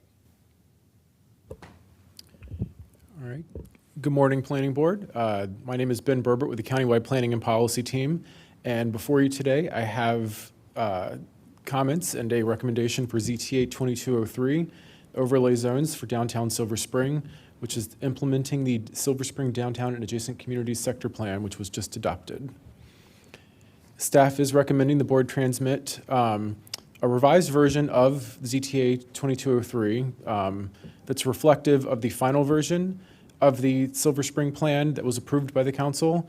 The revised ZTA should include a couple of additional changes that we're going to present today in addition to those that were shown in your packet. As a little bit of background, on April 11th of 2022, the Planning Board transmitted a draft ZTA for introduction by the council based on the Planning Board draft of the Silver Spring Downtown and Adjacent Communities Plan. On May 26th of 2022, council took its final vote to adopt a modified version of that plan. And so today, staff is proposing modifications to ZTA 2203 to make it consistent with some of the changes that were implemented by the council's changes. And just as a reminder, there is a public hearing on this on June 14th of 2022. So some of the changes that are proposed to the ZTA, the first three bullets that are kind of shown in black text are ones that we've already made and that are in your packet. Anything that you find in here that's in red text is stuff that we're adding in addition that was not in your packet today. The first major change is removing the height incentive area, both any code reference or discussion on how that would work, as well as the placeholder for the map from the downtown Silver Spring overlay zone. There are now separate prices for either residential and non-residential square footage for downtown Silver Spring density payments. And we are no longer going to exclude structured parking from being eligible for public benefits within downtown Silver Spring. A couple of additional changes that have come up due to some correspondence we've received and realizing we probably do need to deal with this. The MPDU section of the downtown Silver Spring overlay zone is having a few extra words added to discuss that you can indeed get additional building height for providing those MPDUs. And we are offering a slight clarification on how and when the park contribution funds will be calculated for projects that are having to provide open space and are then contributing to this fund instead. Again, the rationale for this ZTA, it does three main things. It removes the Ripley South Silver Spring overlay zone. It modifies the Fenton Village overlay zone substantially, and it establishes a new downtown Silver Spring overlay zone consistent with the Silver Spring plan. On the map here, it just sort of shows roughly where these overlay zones are. The area outlined in purple is the proposed new downtown Silver Spring overlay zone. The area that's sort of in the bluish shading on the right-hand half of that overlay area is the existing Fenton Village overlay zone with its modifications. And then the areas shown in green on the screen are the areas that are currently in the Ripley South Silver Spring overlay zone that would be removed. Regarding the Ripley South Silver Spring overlay zone, this was created in 2000 during the Silver Spring Central Business District sector plan to help incentivize revitalization in the district. There has been a lot of development that has occurred in that district. And so in large part, the overlay zone is no longer needed, and some of the elements that were still useful in that overlay zone are being incorporated into the downtown Silver Spring overlay zone. Again, some of the changes from the Fenton Village overlay zone, very slight adjustment to the boundary just to encompass all of the non-residentially zoned properties in the area. Some updates to the land use section of the code, because again, either the CR zone as it's been implemented takes care of some of these recommendations, or the new overlay zone for downtown Silver Spring would take care of them. We're removing the provision for transferring of open spaces, and there are some new requirements that we're looking for retail bays to help get some small retail establishments in place. That was a recommendation out of the Retail and Diverse Communities Study. The downtown Silver Spring overlay zone is the new one we are adding, and it is the largest change as part of this ZTA. There are 4 sections as part of that. Really, there's only 3 now that the height incentive map is no longer part of this. It is just the purpose, land use, and development standards sections. Purpose of the overlay zone, the main thing that's changing here is we are removing building height from what was introduced, in part because building height's now not a function of this overlay zone anymore. Again, the land uses that are in the overlay zone, the biggest changes, and these are things that you saw earlier, to look at light manufacturing to allow food service facilities defined by Chapter 15, particularly trying to get commercial kitchens, as well as to clarify that urban farming can be located on rooftops as a permitted use in this overlay zone. Some of the development standards, we are still keeping the building height section. Again, the height incentive area was the big part of that is no longer the case. Now the only reference that remains for that is just that there are a few select properties identified in the plan that can exceed the 300 feet mapped height. And then again, first clarification regarding MPDUs also shows up in this section. The current text says that the only thing that can allow buildings to exceed 300 feet is the provision, pointing you back to that actual sector plan. We also have then pointed to the subsection that talks about the MPDUs, so that we can have clarity that MPDUs are also allowed to exceed that mapped building height if they follow the formula. Looking at the density, again, this is remaining unchanged. The properties of FAR 8 are not subject to the 7.5C or 7.5R caps. Properties may exceed the mapped FAR with acquisition of the downtown Silver Spring density. The main change regarding the downtown Silver Spring density is that originally we were proposing a flat $5 per square foot fund for all density. The council ultimately decided that $5 per square foot should remain for residential, but that it should be $3 per square foot for non-residential density. Again, the standards for moderately priced dwelling units, everywhere within the overlay zone is required to do 15% MPDUs as a minimum instead of 12.5%. We are adding a new provision to that, again, to help get to the idea that you can increase the mapped height with MPDUs, using language from the Bethesda overlay zone, clarifying that projects over 15% MPDUs can follow a formula to receive up to 12 feet per floor of additional building height. For public benefit points, again, the original proposal was that transit proximity and structured parking should not be able to count for public benefit points.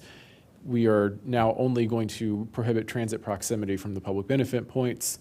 The other thing just noting here is that the design advisory panel, the text that describes the makeup of that panel, used to be located in the height incentive area section. Since that's been removed, it's now just been relocated to the public benefit points section. The final major change here for the public open space, again, anybody, unless there's a master plan recommendation for open space on your site, should be providing money to the Parks Fund to implement improvements to existing open space and parks. Question was raised about how is it determined when and who and how that would work. And so we are offering that it should be determined by the planning board at the time of site plan review what the appropriate cost is for a pro rata of park improvement. So in conclusion, staff is recommending the board does transmit the revised version of the ZTA that is in your packet with a couple of additional changes I've mentioned today. And that concludes my presentation. We have a couple of people who are signed up to speak. Looks like, or at least one actually, Liz Rogers. Ms. Rogers, are you there? I am. Good morning, Chairman Anderson and members of the board. For the record, Elizabeth Rogers with Lurch-Early and Brewer. Our firm represents Arlington Partnership for Affordable Housing, who's the contract purchaser of the property located at 900 Spring Street in Silver Spring, and they're excited to expand their presence within the county and particularly about this site. We've closely followed the master plan process for downtown Silver Spring and are supportive of the planning board's recommendations and the district council's ultimate decisions as it relates to the property. We just have one comment that we'd like to offer on the zoning text amendment before you today for the downtown Silver Spring overlay zone. We submitted written testimony into the record yesterday, so I will be brief with my remarks. Our one comment relates to a provision that does not appear to be included within the zoning text amendment. We would suggest that the zoning text amendment specifically and clearly exempt projects that provide 25% or more in PDUs from making any payment toward the Civic Improvement Fund for residential density that's needed to achieve the mapped heights on the property. This is similar to what's included within the Bethesda overlay zone, where there's an exemption from making contributions to the park impact payment in order to encourage additional affordable housing within Bethesda. And we think Silver Spring should have the same incentives. So we would just respectfully request that the planning board can consider including a similar provision in the downtown Silver Spring overlay zone that would provide for that exemption. We appreciate your consideration of our comments. Thank you. Does staff have a view on that suggestion? Not to put you on the spot.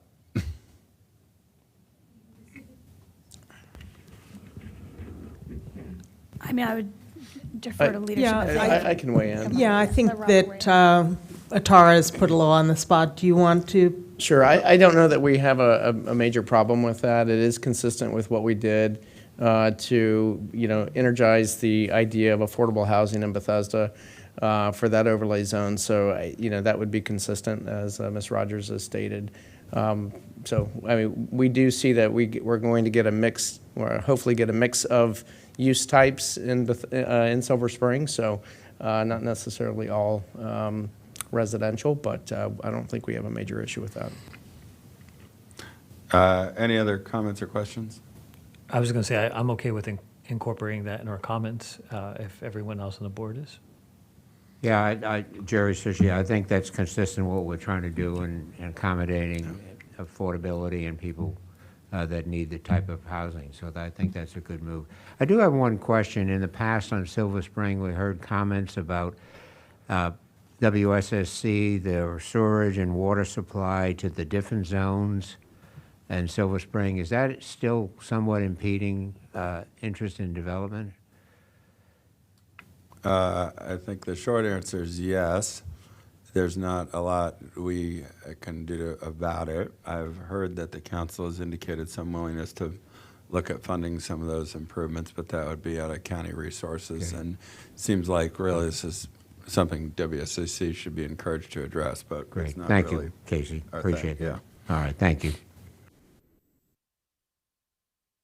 Carol, did you want to say something? If I could, if I could, on the MPDU, on the 25% exemption, I'm in favor of it. I just think that we should raise it as part of our comment to the council that it wasn't included in the plan, and that wasn't the direction we got. But but we do recommend it, and we would ask that they approve it. I just want to be clear that it's probably something that should have been in the discussion of the plan for this ZTA, but I do think that it's a great policy to continue parallel to what is done in Bethesda.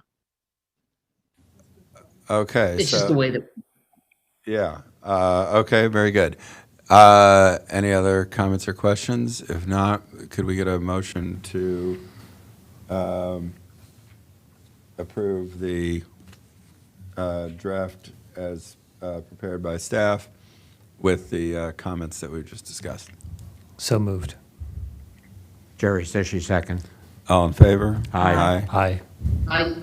Opposed? That is approved. And we can now turn to the resolution of adoption, which I think has to be on a separate Teams call for some reason.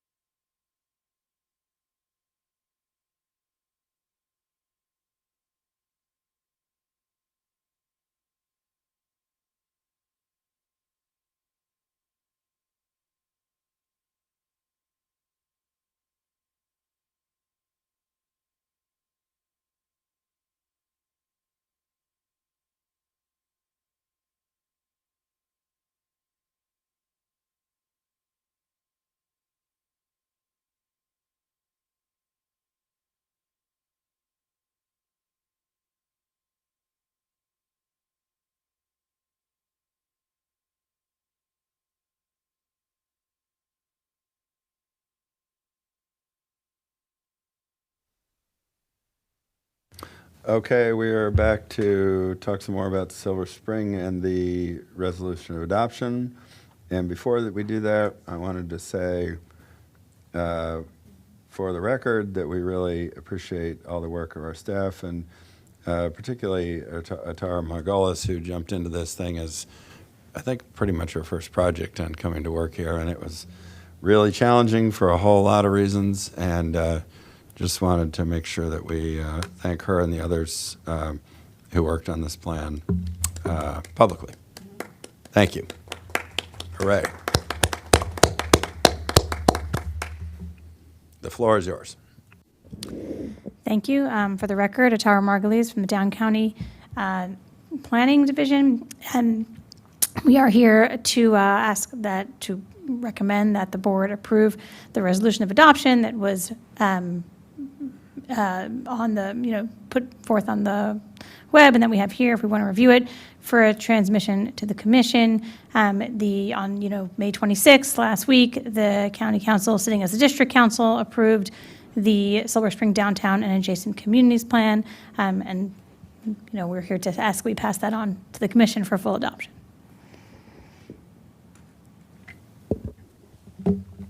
If there are no other comments or questions, can we get a motion and adoption of the resolution of adoption? So moved. Jerry Sishy, second. All in favor? Aye. Aye. Aye. Opposed? That's approved. And how about that? You can now build 360-foot buildings in Montgomery County. Very good. Thanks so much. We're going to go to item 10, which is about adopting the resolution creating the Potomac Overlook Historic District.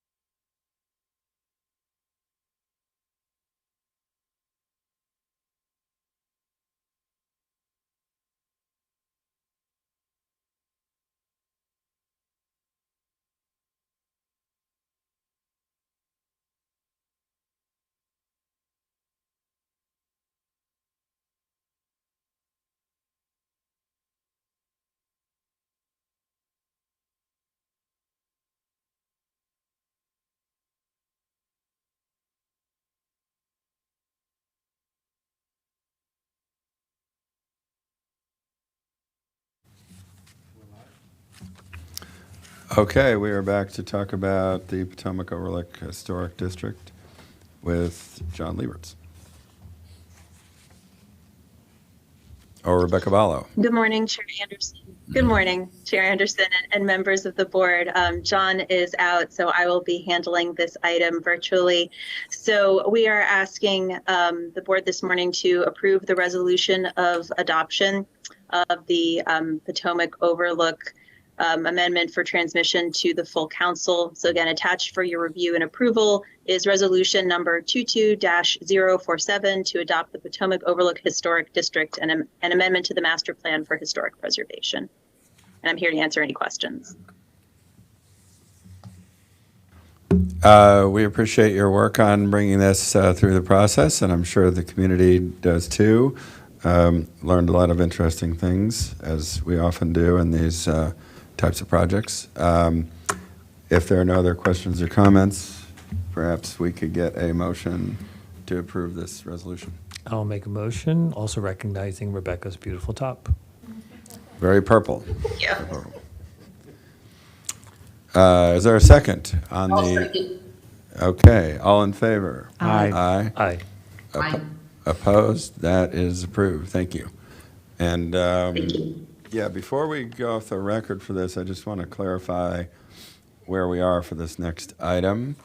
I'm not sure that the hearing examiner approved the request for a continuance by the applicant because the applicant's lawyer apparently was injured. So we are in a position to defer this or continue it, which I was inclined to do, but I wanted to make sure that if somebody had shown up to speak today that we could let them do that because we don't want to inconvenience people. So could I just clarify, are there people who want to Yes, speak? we have now? a number of people who are here today and who would like to speak.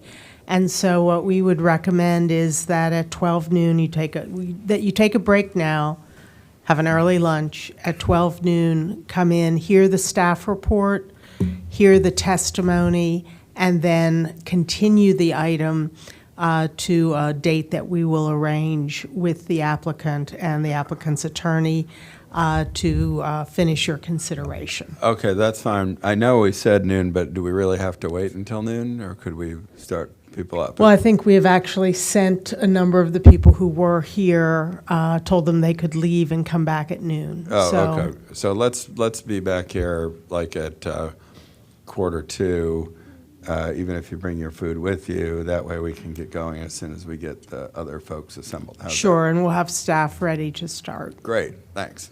So we'll see you all shortly.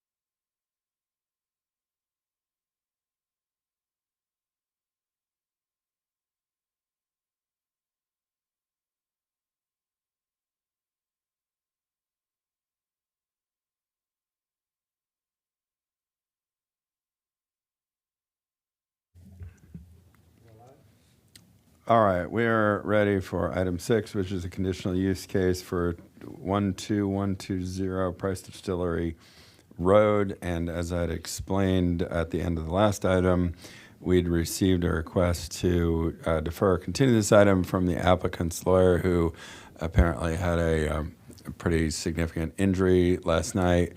Normally, we would not defer an item because we don't want to inconvenience anyone on either side who's already planned to come and speak. But under the circumstances, we felt that we could accommodate that because it's really not our item to decide. It's the hearing examiner. We just take recommendations on it. And because the people who are already signed up to speak, who are either online and signed up or are here present physically, they can go ahead and have their say, and then we can continue this item next week. So everybody can say their piece, and hopefully no one will be inconvenienced. That's our objective, or at least to try to come as close to that ideal as possible. So with that, we are going to hear the staff presentation.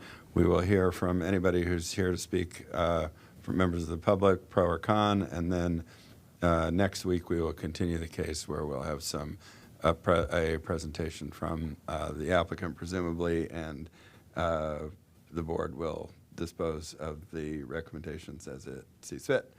So with that, it's time to hear from Josh Penn. Good morning. I believe it's still morning. Josh Penn, Up County Planning Division. Today I have with me Mark Beal, our new zoning planner, and Patrick Butler, Chief of Up County. Today we have 12120 Prices Distillery Road, which is a conditional use application numbered CU 2022-07, and Forest Conservation Plan Amendment SC 2022-014. You'll notice different numbers in the staff report for the Forest Conservation Plan, and on the plans, there was a nomenclature error that didn't really agree with our E-plan system, so we had to assign it a new number at the last minute. So the correct number for the application for Forest Conservation is SC 2022-014, and the system did accept it, so we're glad to hear that. Today we have two items in front of you, the conditional use and the Forest Conservation Plan. Staff is recommending denial of the conditional use to operate a landscape contractor business. We are basing this denial on three major findings. One is 59731EC, which requires a substantial conformance with the master plan. We believe that the application is not in substantial conformance with the 1996 Rustic Roads Functional Master Plan. We are also findings under 59731E1F that it will be served by adequate public facilities. Staff believes that sanitary sewer and public roads are not met for this application, and therefore we are recommending denial on that. And the third finding we're making is under 59731EG, that it will not cause undue harm to the neighborhood as a result of a non-inherent adverse effect. We do believe that the not being able to provide sanitary sewer service for the site is a non-inherent adverse effect that would have impacts on the community and the welfare of the employees. For the Forest Conservation Plan, staff does recommend approval or conditional approval of the final Forest Conservation Plan Amendment SC 2022-014 with conditions as stated in the staff report. Everything in there meets Chapter 22A. The project location is located at 12120 Prices Distillery Road. We are north of Clarksburg and west of Damascus. You can see it here. It's kind of northeast of Little Bennett Regional Park. The neighborhood is basically an area around the site about 5,000 feet in diameter reaching out. The surrounding area is predominantly unimproved farmland, parkland, Little Bennett Regional Park, and wooded parcels with single-family residential dwellings. There is one approved special exception in the area, which is S2310, which was approved in 1998 for a landscape contractor and wholesale nursery, Wheaton Tree Service, which is located up here. The property in total is 32.69 acres and is a single unplatted parcel. The land is currently improved with two barn structures, a larger 7,200 square foot structure, which is towards the Prices Distillery side, and a historic barn structure to the rear, which is the smaller structure here. Access is provided to the site via Prices Distillery Road via an approximately 1,200 foot long gravel driveway. The proposed conditional use area is much smaller than the overall property. They're asking for a conditional use only on 3.84 acres of the overall 32-acre property. The applicant is seeking conditional use approval to validate the existing current use on the property, which is a landscape contractor. Operations will occur throughout the year, including pruning, tree removal, mulching, consulting, replacement, cabling, bracing, lighting, protection, and ornamental plantings. This is not your standard landscape contractor where they're doing mowing and yard maintenance. They are a tree care service. Staff does include up to 25 on-site employees. It breaks down to 4 owner managers and 21 field crew members. This is a blow-up of the proposed conditional use area. Once you get past the driveway area, they are having both operations mostly in the morning and the afternoon, peak activity when they're going to be arriving to gather equipment to leave to go out into the field, and when they return to the site to return the equipment and put stuff away for the day. They have 15 vehicles currently. They're asking for a total of 18 vehicles in the future. Right now they have 12 stake body dump truck type box, which are under 26,000 pounds, and 3 larger trucks, which are over 26,000 pounds in weight. They also have 3 flatbed or box trailers, 7 chippers, and a bobcat on site. Here's a blow-up or the aerial of the conditional use area. You can see the large barn, which is on the Price's Distillery roadside, the historic barn, which is also known as the John M. King barn on the locational atlas. You can see where the gravel the gravel parking lot is here for employees and equipment. You see the gravel millings going up from the driveway all through this area. You have a full fuel storage area, and there is a chemical toilet currently on site you can see here in the photograph. This is in the 1985 Damascus Plan area. You can see here with the red star. There is no site-specific recommendations or recommendations for conditional uses in the area. However, it does substantially conform with the overall recommendations of the 1985 Damascus Master Plan. We also have the 1996 Rustic Roads Functional Master Plan, which does designate Price's Distillery Road as a rustic road. In the staff report, you'll see that we stated that without a recommendation from the RIAC, which is the Rustic Roads Advisory Committee on the application, we didn't think we could find a substantial conformance with master plan. Since the staff report was posted on May 31st, we did receive an official recommendation from Rustic Roads, which was forwarded on to MCP Chair, so it should be in the record in your packets. They did recommend denial of the application from the Rustic Roads. I'll discuss that more in the next slide. But staff does believe there still cannot find substantial conformance with the Rustic Roads Master Plan. The Rustic Roads Advisory Committee, as I said, on May 31st, they issued a letter stating their official vote on the project. They say, we strongly and unanimously oppose the Chapingo LLC application for the conditional use. For a full write-up, you can read their letter, but in summary, they were concerned about impacts to the significant features of the Rustic Road, changes to the driveway apron, impacts on the John M. King barn, and the weight-limited bridge on Burnt Hill Road, which we'll also discuss later in terms of road impacts. The view of the barn is listed as a significant feature, and it's already been negatively impacted by a portable toilet and facilities and piles of millings visible from the road. That's directly from the Rustic Roads letter. The application states that the operation does not require any sanitary facilities for the workers, but as you notice in the aerial of the site, they already have a chemical toilet on site. And then the last kind of comment, this comes directly from the Rustic Roads letter, was there's a negative pattern of behavior of the applicant and impacts on Rustic Roads and non-compliance with the county code. So I just, for the record, like I said, it was sent to the NCP chair and should be in your packet. So now we get into kind of the meat of this discussion, which is the adequate public facilities or sanitary sewer. Sanitary sewer is a basic public facility to ensure that safe sanitation is provided, and this comes under section 59731E1F. And staff believes that sanitary sewer is required, and you have to provide adequate public facilities on site for your employees. The applicant's position is that there is no sanitary service, no sanitary services needing, and the finding that it is adequate can be made because they are a mobile workforce and not expected to be on site all day long, and they have no offices on site. Staff does not agree with this interpretation, but you'll see in the attachments that the applicant has provided a lot of documentation from other regions of the county in terms of OSHA standards on mobile workforces and other things.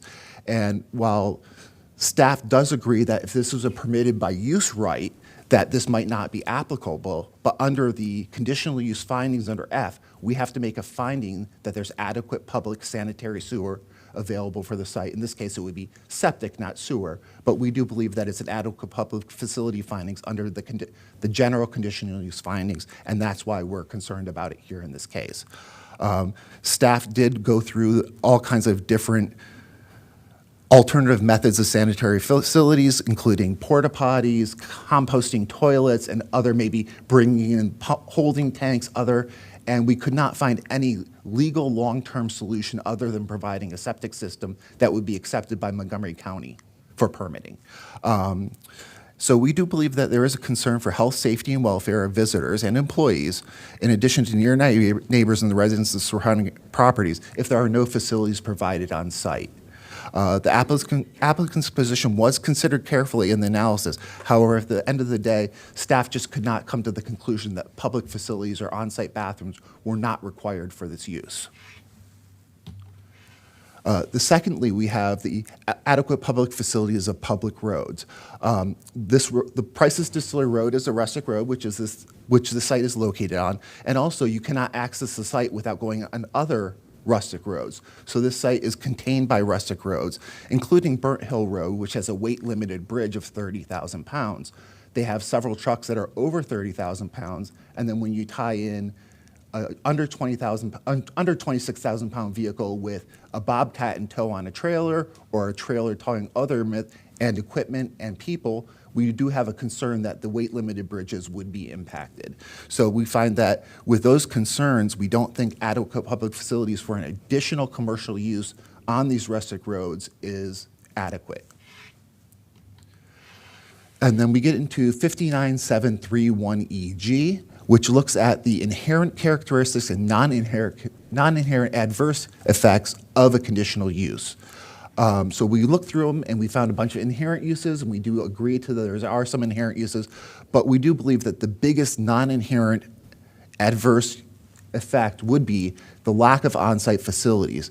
They have no ability to provide sanitary facilities on site. They have no way of doing alternate method of compliance.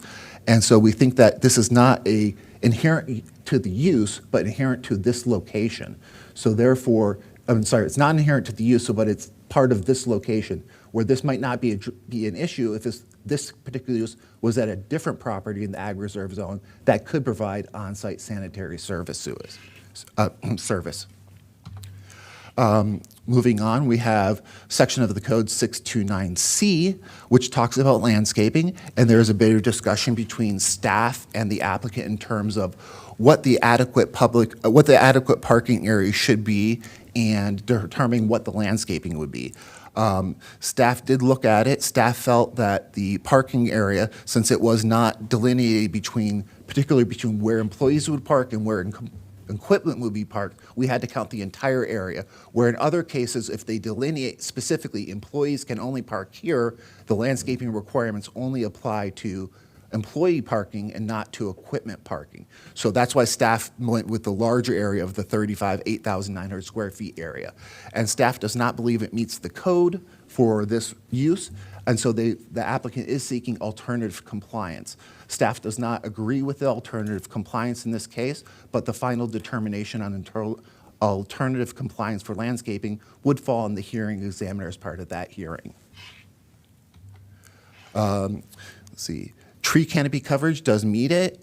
Tree canopy does not meet the code if the parking area is expanded. So once again, if we redefine the parking area, their calculations do not work. So that's why we were saying this does not meet it, because we believe the parking area is different than what the applicant proposed, and that issue was not resolved.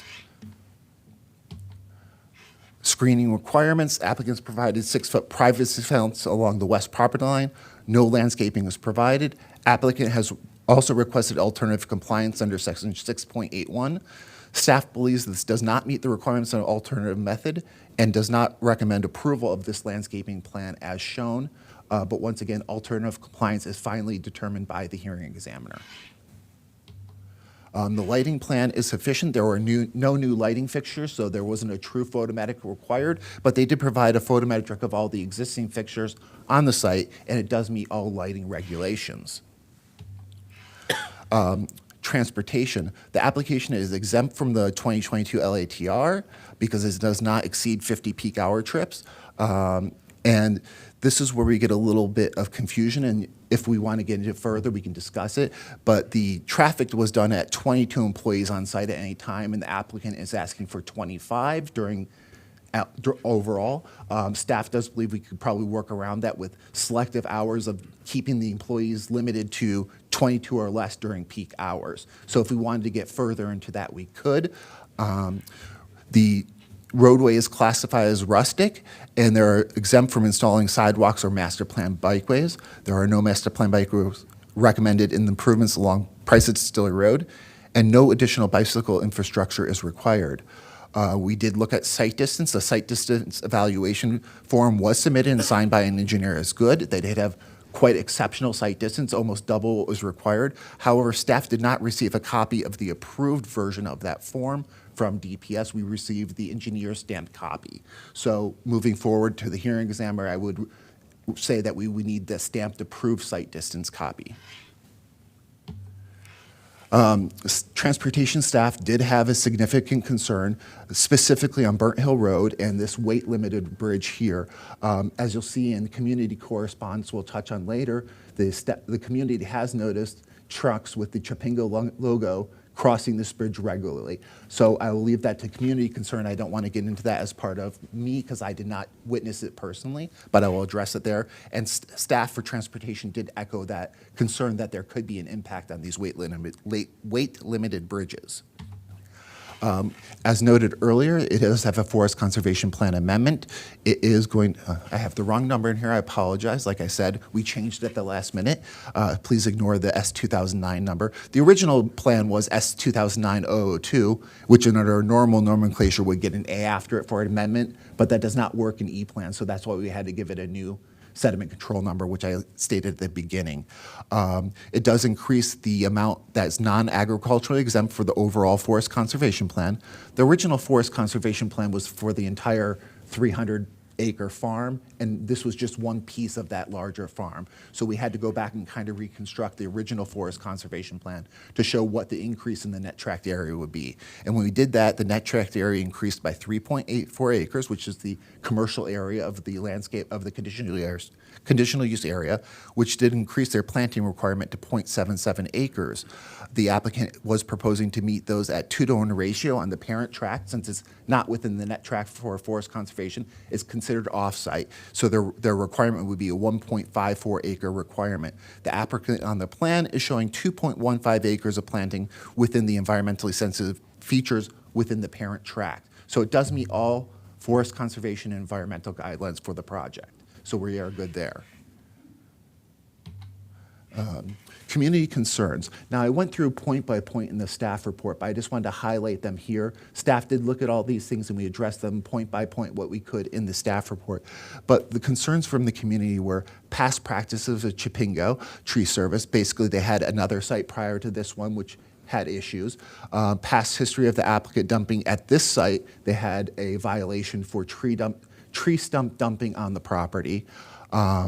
The connection of the widened drive with Price's Distillery Road and the expanding of the driveway moving back, and they believe that they did not, as required, go to the Rustic Roads Advisory Committee prior to expanding that driveway. Like I said, these are the community concerns. In the staff report, you'll see the specific staff responses. It's a little bit long, and I didn't want to cover everything in detail here, but I can answer any questions. Another concern was commercialization of the agricultural reserve, increased local traffic on rustic roads, equipment and noise disturbances, spread of tree disease from tree material being brought from off-site, large company trucks driving on Price's Distillery Road and Burnt Hill Road. The weight restricted bridge was of extreme concern for most of the parties that rode in. There was a comment in there also that the company employees have loud after-hours party at the site late into the evenings, disrupting normally quiet neighborhood. Staff did not find any noise complaints on site, but that just means we could not confirm either way that this statement is true or not. There was a fuel shed located on the property. They believed that if there was a spill from these fuel sheds, that it could leak directly into Little Bennett Creek, causing downstream damage. And since there was no well and septic on site, cleaning up any spill would be difficult. They also said that if salt chemicals were stored, because originally the application included snow removal, that has been removed from the application, so that I don't believe that salt would be stored on site anymore. So I think this kind of took care of itself. Moving on. With many employees, no property, and the property has no well or septic facilities, so they're basically saying that they don't believe that the employees would get in a car and drive 10 or 15 minutes away to use the facilities. And then negative impact on property values. Once again, these negative impact property values is kind of something that we can't really determine because we are not real estate agents. I kind of highlighted all these things and went point by point in the staff report for you. On the opposite side, we have community support letters. Staff did receive 6 letters of support from 4 unique parties. 2 of them were from this, we had repeats from 2 parties. So we had 6 letters total, but only 4 parties. 3 were actually within the initial application, which staff should have included in the staff report. However, we did not see them because they were on pages 100 and 102 of the 120-page PDF that we received, and they were actually on Chapingo letterhead, so we didn't think they were community correspondence. We thought they were initially correspondence from the company.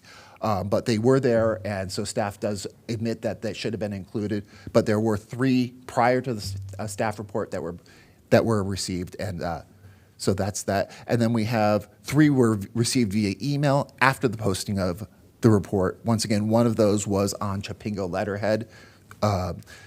Their basic comments were, it's a beneficial land use for the area, and there was no concern or traffic for the noise. So those were the community support letters in summary. Like I said, you have most of those in your packet, and we do have some that came in afterwards, which were forwarded to MCP chair, so they should be in your packet.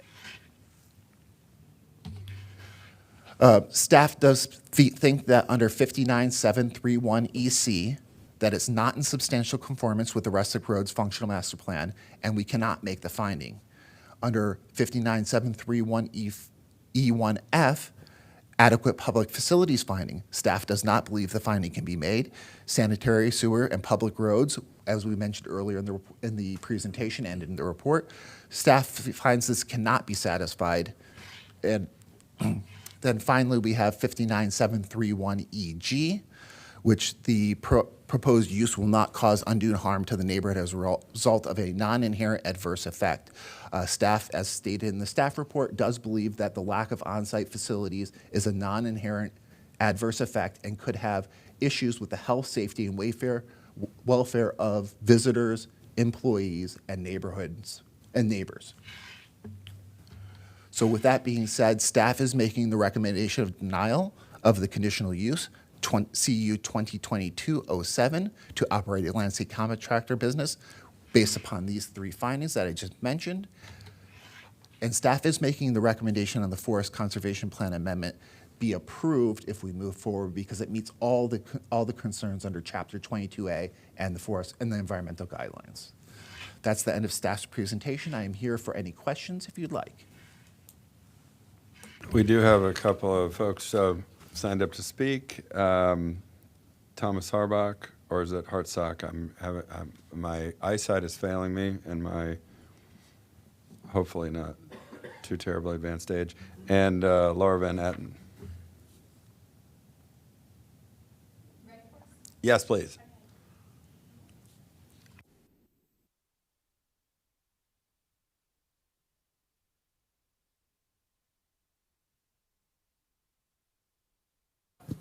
I have not done this before, so thank you for having me. And then just bring it closer to you. Okay, is that good? All right. Oh, push it again? No, it's on. Yeah, so I'm Laura Van Etten. I'm the current chair of the Rustic Roads Advisory Committee. And I just thought I'd do a very brief intro to Rustic Roads here. We're a very small committee, 7 people. That's 7 voting members. We actually have 3 members who used to be on the committee who help us out a lot. One of them Leslie Seville here, whom you know, was our appointee from planning for many years, and I'm sure if you have questions, she could answer better than I. But under statute, we advise you guys, the county council, and the executive, and so a lot of that sort of trickles down. We advise you, usually it goes to the planning department staff and then gets up the chain to you. With the exec, it's usually DOT and DPS that we end up advising. And in this case, we just felt it was necessary for two reasons. One, to go straight to you because we didn't have time based on the applicant not providing documentation in a timely fashion across the board for every meeting. And we ran out of time to get our input to staff. So that's why we did a last minute letter to you all. And also we just felt really strongly about this. Under our activities, we always look at driveways because that's kind of where the private property meets the edge of the rustic road. And then we also look at things called significant features, which you'll see when you work on the functional master plan. Those are sort of special attributes of a road that get called out for most roads.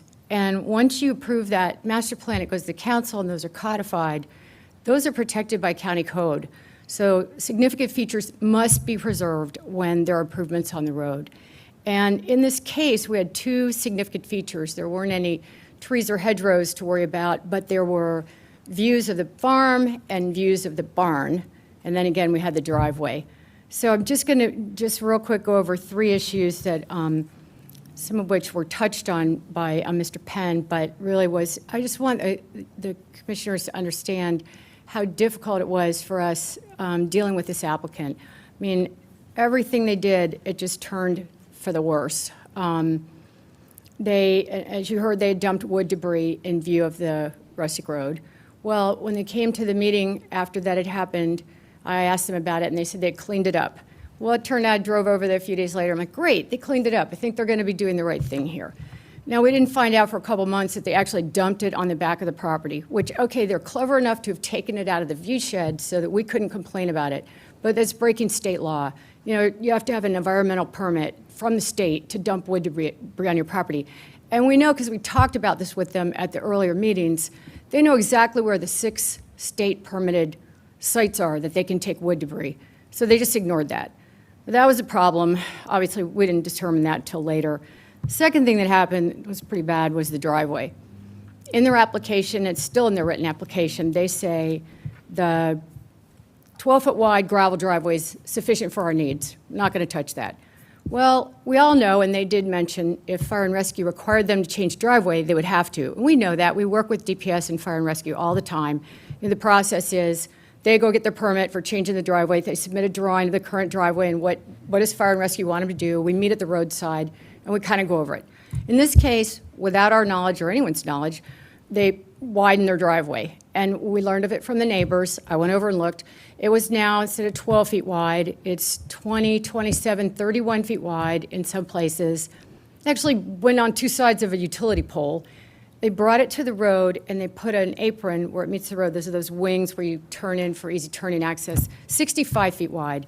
Never, ever required by DPS for commercial use. And then they paved it all with millings.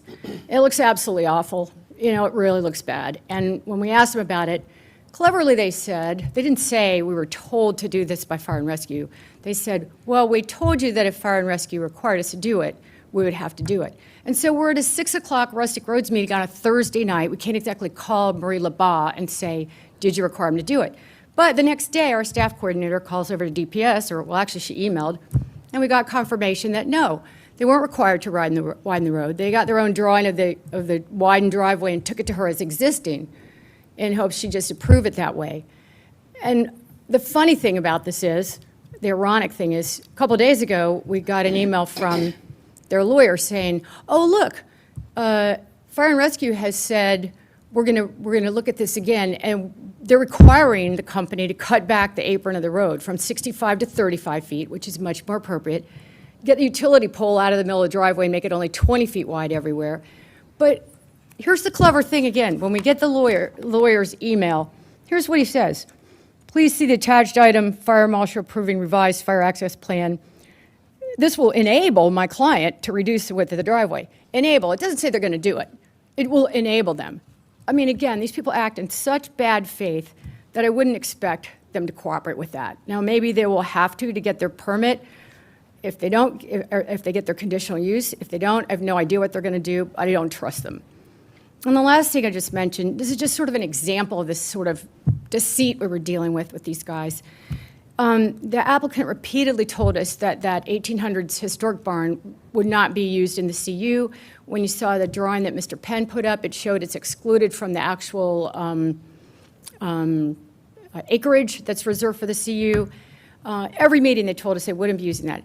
Well, again, we had trouble getting their documents from them, and I'll just touch on that for a minute. In order to get documents from these people, you had to log into their outside counsel's law firm document portal. And who does that? Don't we usually just go to planning's website? But we log in this portal, put in your name, your email, your phone number, whatever, and you could get in there and get these zip files. So I know what happened to me was, I'd open zip files, put the files in my hard drive, read them, whatever, and then if you hit the back button accidentally or instead of some X, or maybe just time out, you get kicked out. I must have logged in 8 times in one day just to get their documents that I should have been able to get right on the planning department's website. So we knew there were missing documents. We knew one in particular was missing, and we kept asking. Our last meeting, we pretty much demanded of them. They said we weren't missing any documents. Oh, but look, we were, and now we know why. Day after the meeting, document shows up, and it's an alteration of building permit letter. I didn't know what that was. I'm sure you guys do. They were disclosing that once they got their CU, they might be going to DPS for a permit to alter 2 structures on the property, plural structures, one or both of the structures. And of course, one of the structures is the historic barn, and it's described fully in this letter. So even though they told us multiple times they wouldn't be using it, and they didn't want us to see this document, now we have proof that they might want to alter it for use in their landscape operation. So these and other things that, we saw this company before us on Rustic Roads in 2017, I'll just be blunt here, absolutely trashed a 3-acre residential property on Old 100 Road, a Rustic Road. And when they got a notice from DPS, they would be required to put in stormwater retention ponds, they sold the property.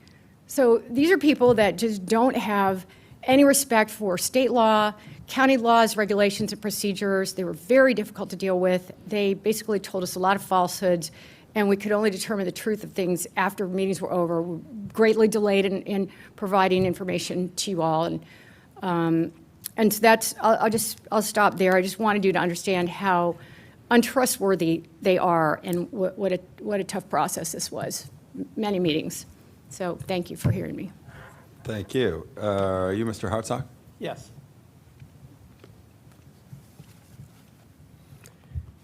And I sympathize with your need for glasses, and there have been much worse things done to my name than what you did to it. Can you hear me?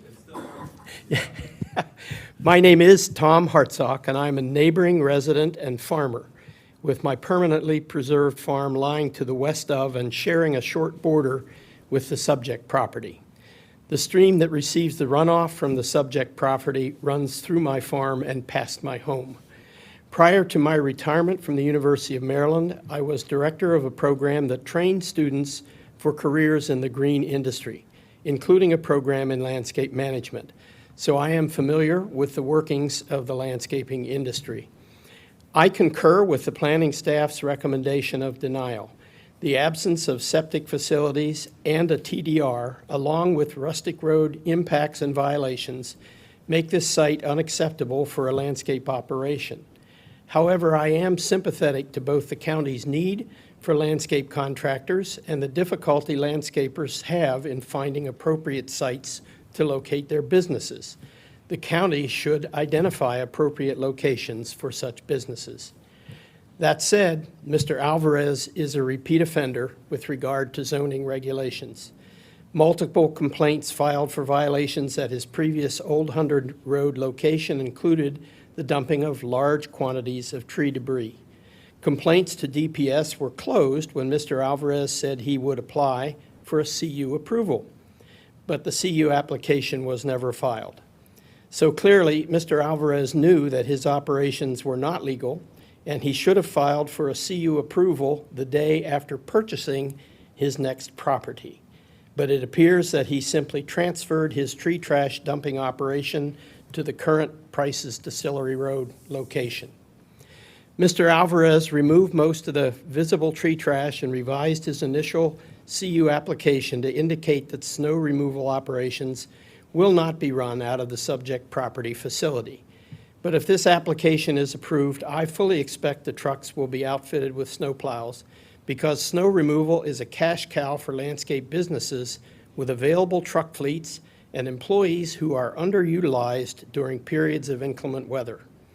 And I wouldn't be surprised if tree debris began to reappear, with Mr. Alvarez once again telling everyone that it will be used to mulch his non-existent fruit trees. Mr. Alvarez has clearly demonstrated twice that he will do whatever he pleases on properties he owns in the Ag Reserve, and he relies on the slow-moving government bureaucracy to give him time to operate his business with impunity.